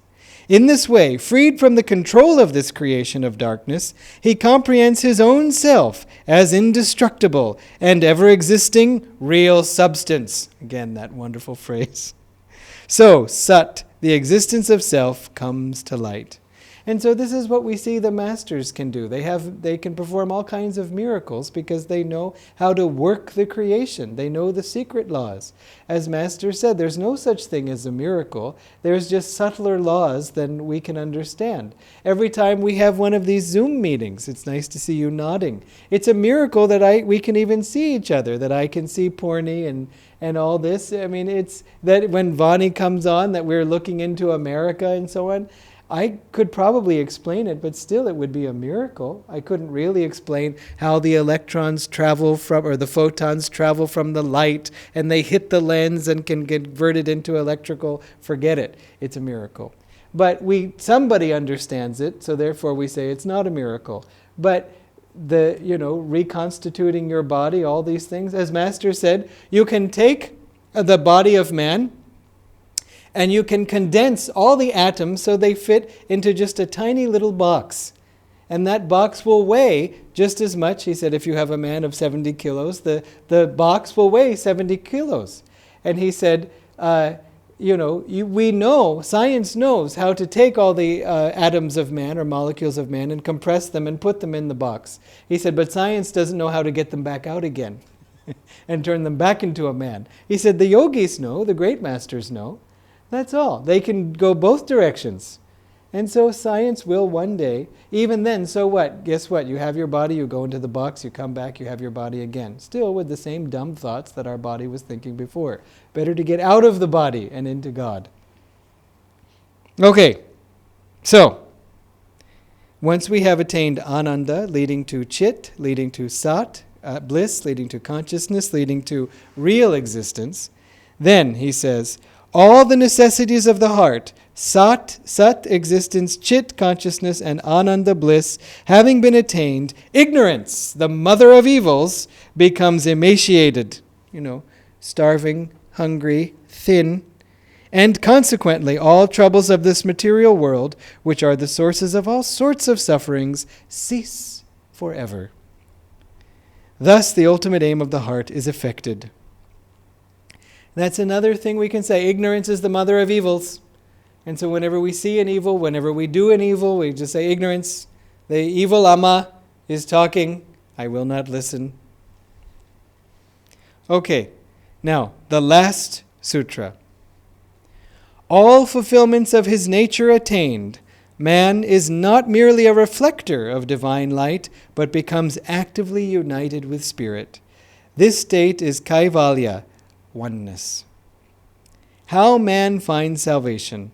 In this state, all the necessities having been attained, and the ultimate aim effected, meaning accomplished, the heart becomes perfectly purified, and instead of merely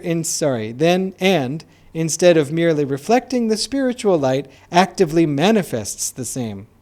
Man, being thus consecrated or anointed by the Holy Spirit, becomes Christ, the anointed Savior. Anointed means chosen.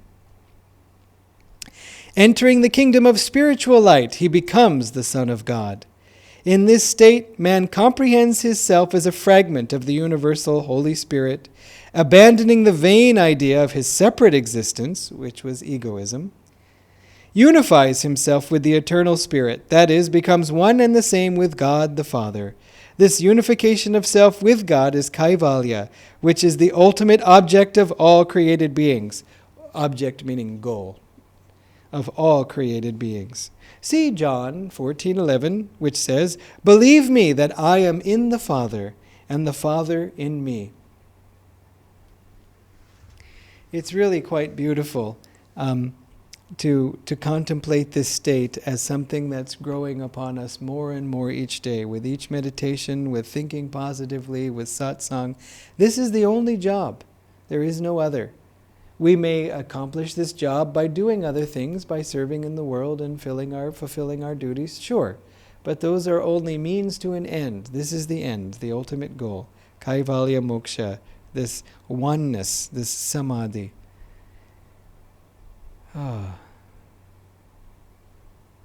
Okay, so questions and comments. I will say now that it's 9:30, and so for those who are saying that it is time for food, not sat chit, but sapada, then please go ahead. But anybody who would like to either make a comment or ask a question, I would welcome it, because I have done a lot of talking, and sorry for that. So now it's your turn. Okay? So there's Vani with her photons and electrons, her American photons. Nice to see you. You want to say something? Do you want to? Let's see, or we can unmute you. Everybody can unmute themselves if they want. Yes, okay. I'm sorry, Vani, our speaker went off. Orimsha. Okay. But how to get there? Maybe next week. That is right. Next week we will do yoga. And by doing more kriyas. Can you put it on speaker view? That's right. That's right. The only thing he does to hint about how to do this is by affectionately following the, I forget the holy, whatever it is, the holy utterances of the Satguru, which is, as you say, practice Kriya, all the things that Master taught us. Because Master taught us to practice Kriya and also taught us what to do when we're not practicing Kriya for the other 22 and a half hours of the day or 21 hours of the day or whatever. Okay? We are only in following the path. Don't know which part of the path we are. That's right. That's right. We know the path, we know the goal, but we don't know the where. And, in a way that's better because it keeps us humble and keeps us striving. And on the other hand, there's more and more joy along the way. You see, it's not that there's only joy waiting at the end. Okay, thank you. Okay, Aprama? Yes, go ahead, Shantakumar. Today's class was really very good. I want to say many common beliefs that we had right from this is Kali Yuga, this is what we were believing so far, many of us. And some common topics that you touched today, and this code word, Satchidananda, now it's like a code word for us. We can easily code existence, consciousness, and bliss. So that will stay with me forever. And the common things you talked about, even in sleep, after sleep you are able to remember something, and the truth stands on its own, it does not need any support. Still, a few more things happens gradually, gradually it happens. We don't want it to happen in a second. These things happen. And gurus always teach us in different ways. Even their actions or everything, they teach us in a different way. And the word you said, even Guru teaches us through our Guru voice. So that's really, in everything we have a chance to learn. And these common topics that we all know, as you said, Maya, ignorance, everything we have known thus far, and everything is because of the ignorance, material world. Today it has gone a deeper understanding into each of these words and topics. Oh, good. Really, it's astounding to know. We always know these common terms when you come to the spiritual world, but the understanding has become deeper today. And your session and the words and the examples, everything was wonderful today. You made us laugh. Ah, I'm glad. I'm glad of it because there was roaring silent laughter here, otherwise, but except when Prasanna laughed, of course, but he was trying to be good and be quiet. But yeah, anyway, I'm glad to know. All that examples of relevance, and from low being to high being, you gave an example of even how a bumblebee feels its existence, consciousness and everything, and just give a new meaning to our understanding today. Well, thank you, Shantakumar. That's wonderful. I appreciate you sharing that. One thing I wanted to mention, this was the thought I had lost at the end, this concept of no longer reflecting light. The heart no longer reflects the divine light, but emanates that divine light. In other words, the divine light comes through and out of that. We saw that all the time with Swamiji. He was radiating light. And one way it was visible is everybody around him, physically, when he was coming to visit, everybody would become just so full of joy and light. Everybody was on their best behavior, not because they were trying to put on an act, but because with Swamiji around, it just brought that out of them. And so they would, speak, very nicely and so on. It's not that they all stopped as soon as he left, but the point was everybody was at their, showing who they really were, their true selves at that time. Sometimes we also saw that if people were, let me put it differently. Well, no, I guess I'll just put it. What I saw when I was sometimes walking with Swamiji for some reason and there were people around, sometimes people would smile at him and they would smile at me, but I was always aware that they were seeing his light, it wasn't my light, or if they were seeing anything, it was his light bouncing off of me, but it was his light. Sometimes, though, people who were walking with him or with him a lot, then sometimes they would be on their own and sort of wonder, why isn't everybody smiling at me still? They would sort of express that. It's because, well, you're no longer with the light source. In other words, that we have to work on developing ourselves. We have to bring out that light in ourselves. That's what Swamiji was showing us. That this light that I am radiating is God's light, and you can bring that out of yourself too. And so, of course, we were just so happy to bask in his light. But still, he was holding that up to us as not I would say as a challenge, but as an invitation. Not for us to just be contented to just be around him and then just say, oh, well, anyway, I'm not making a good case for it, but hopefully it's understandable enough. So anyway, next comment or question.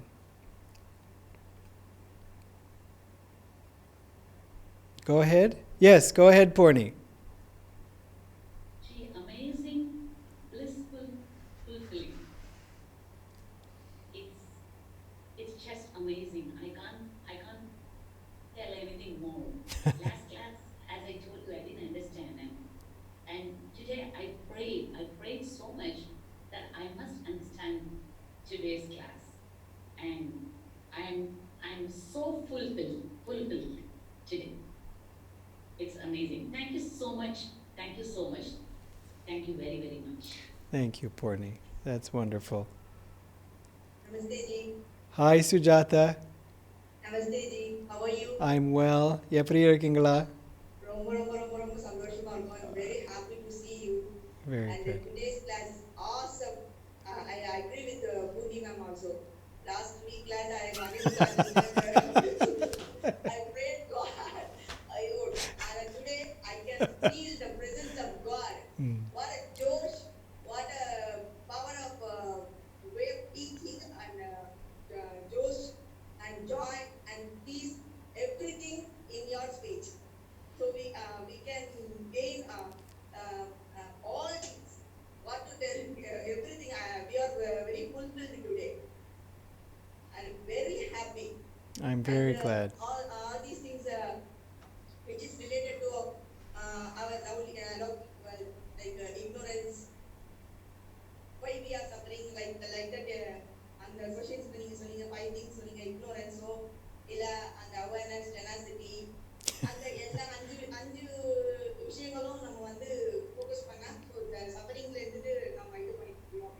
அதுக்கப்புறம் உங்க டீச்சிங்ல வந்து நீங்க ஒரு யோகி கிட்ட தான் அந்த class teaching எடுத்துக்கிறோம்ன்றது we are very happy. ஏன்னா யோகினா எப்படி இருப்பாங்க அப்படி அந்த ஒரு anger, nothing is there. We can feel the bliss and joy only in your face, and we can gain more and more only the existence only from you.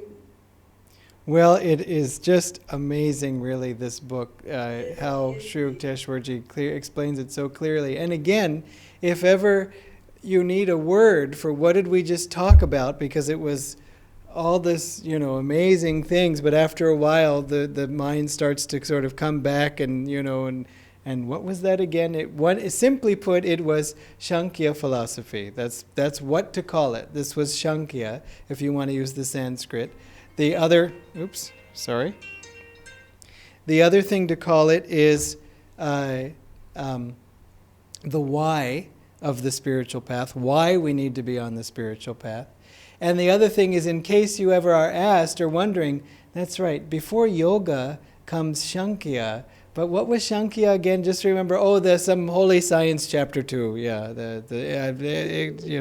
that way it'll help. Yeah, to remember these things. And one more thing, Swami Sri Yukteswar is the most blissful master, merciful master. Today's speech வந்து அவங்க வந்து சொன்னாங்க, Yogananda G வந்து I'm a humanity, அந்த humanity, நீங்க இந்தியனா கிறிஸ்டியனா அப்படின்றது இல்ல, I'm a human being. Yeah, I'm not a Hindu, I'm a human. I'm speaking this அப்படின்றது வந்து அந்த இடத்துல வந்து எனக்கு கேட்ச் ஆகுது. நான் எல்லா இடத்துலயும் வந்து ஆர்கியூ பண்ணுவேன். ஒரு மொழியினால ஒரு பிரச்சனை வருது அப்படின்னா I like very much Tamil. But if something arises language அப்படின்னா I don't want my mother tongue also அப்படின்றேன் நான். Even language is also I used to tell like this. ஒரு languageல issue வருதுன்னா I don't want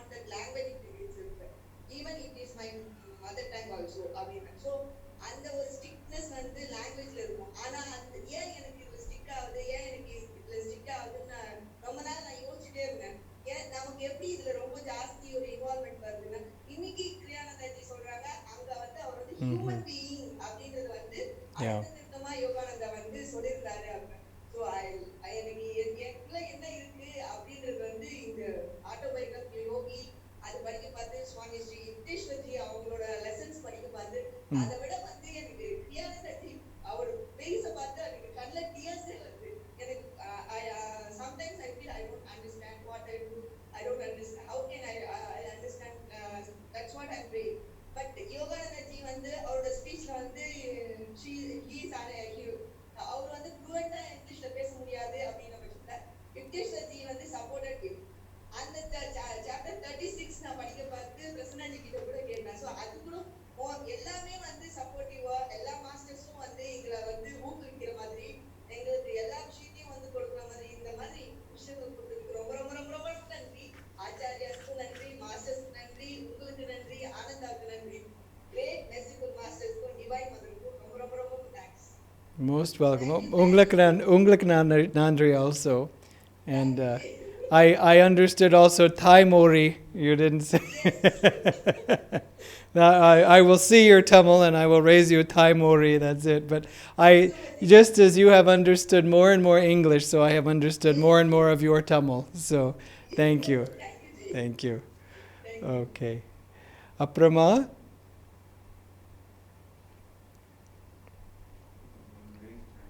Where is the raised hand? Yeah. Who is it? I can't see. Bala. Solinga.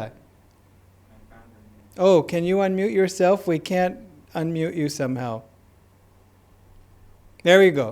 Go ahead. Oh, Bala, we can't. Yeah, go ahead.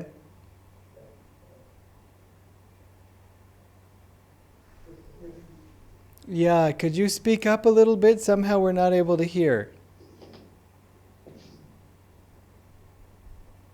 Thank you, Jim. Today's session was so good. Wonderful. So, yeah, I need to know about two things.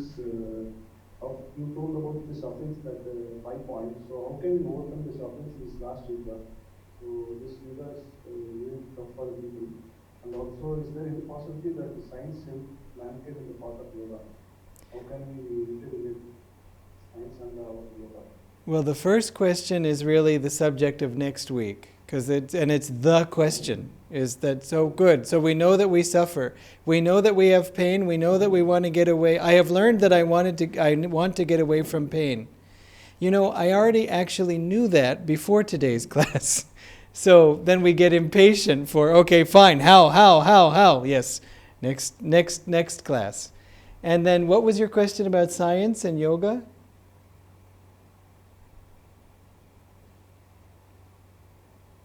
Did you have a... Is there any possibility that in this generation science helps yoga? Science what? Yoga? Science helps mankind on the path of yoga. Basically, science and yoga come together? Yeah. I don't know if it's possible in this generation of mankind, but it's possible in this generation within your life. You see, the more that we can incorporate this into our own lives, personally, individually, by our own practice, the more, at the very least, we will be contributing to the spread of it, at least by one more person on this earth at this time. But more than that, we may start to attract, help, invite others to also find the truth. Science and yoga are the same in the sense that they both aim at uncovering the truth. And so the only difference is that yoga works and science is still taking its sweet time. That's really about Dwapara Yuga, is that we're having to build science. It's not science's fault. We're having to build science up from nothing because we lost it all in Kali Yuga. Imagine if we had to build yoga up from nothing. I mean, we would be lost. We have yoga as revealed wisdom techniques that the yogis have given us from a higher age. So that's, we're cheating. Yoga is cheating compared to science, which is having to start from scratch. I mean, just imagine you're trying to kind of do a pranayama like,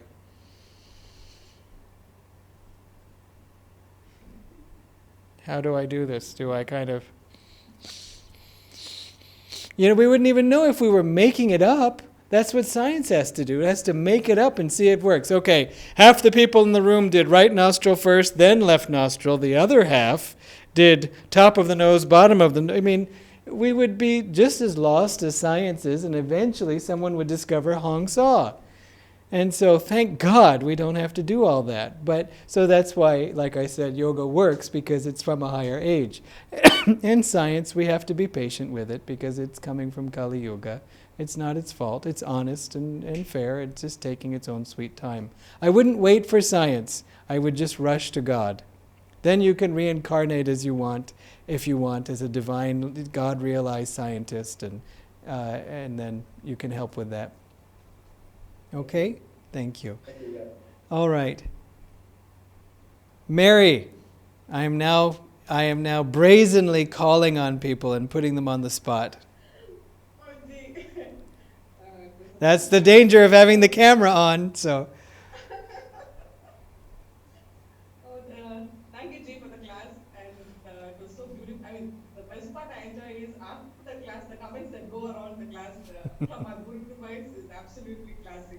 And you, of course, kind of top it all with all the jokes that you crack and make it so light, Ji. I mean, however dense the subject is, this book has actually, it is so heavy, Oh. but still you make it so interesting and so memorable. And the thing is that, like how Vaniji was saying, yeah, for the next chapter is what I'm looking forward to. I mean, yes, we know the answer is Raja Yoga. I mean, sorry, Kriya Yoga. Both. But then Yeah. The depth in which you can take us. I mean, so beautiful the tips that you give, Jay, and we were able to go through it. And I mean, I was in fact going through the classes that you did in 2014 from the PDFs and all that. That's when you did a class for us. And oh my God, what a depth of difference between then and now. So it's all thanks to you guys. I mean, how beautifully you guide us, Jay, both of you. So thank you for that. Thank you, Mary. Okay, well, somebody else? Go ahead. Hello, Sharmila. Nice to see you. Nice to see you too. One and video in one. Huh? Yeah, I have audio in one instrument, so that's why. I see. Clear? It's very clear. Oh, okay. It's wonderful, Clarji. Like last week was very fantastic. Like I really liked it very much, and this week again it was very nice. And like everybody had good about it.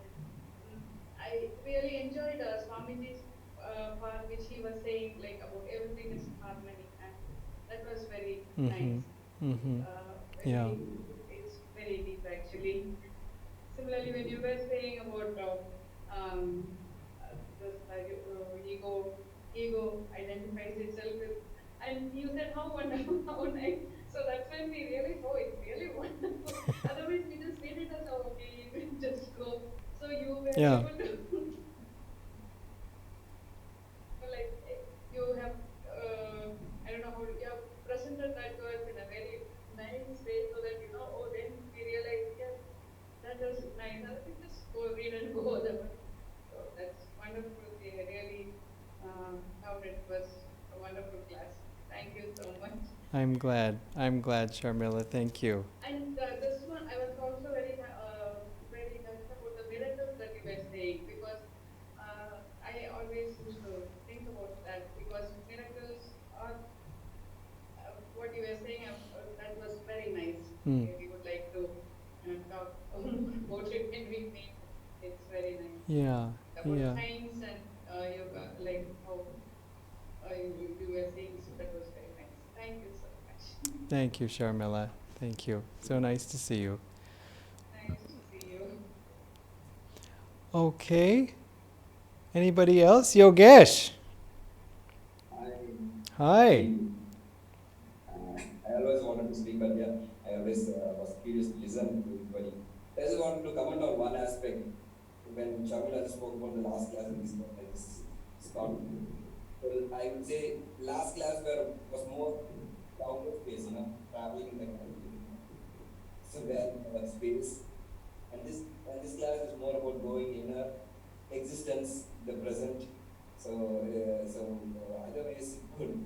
Definitely it's interrelated, but then just the thought of comparison, how we are just traveling in the classes, so, traveling this ways and then traveling more in a self. So it's just a comment. That's a great comment. And just knowing about Dwapara Yuga and just having that as that single guideline can be such a help in teaching children, which of course you do, that there are so many, you can't necessarily say it all the time, but it can be an easy way to teach them in science, teach them in innovation, teach them in all these different areas, and even exciting their interest around this concept of, a new energy, new discoveries, and so on. But your secret weapon is your, awareness that it's all Dwapara Yuga, and I'm educating these Dwapara Yugis, these Dwapara children about the age that they're coming into and this time of transition. So anyway, that can be helpful too, on a practical level. Yes, definitely. Yes, a lot of aspects, but then the discussion will go on. Thank you very much. Yes. Thank you.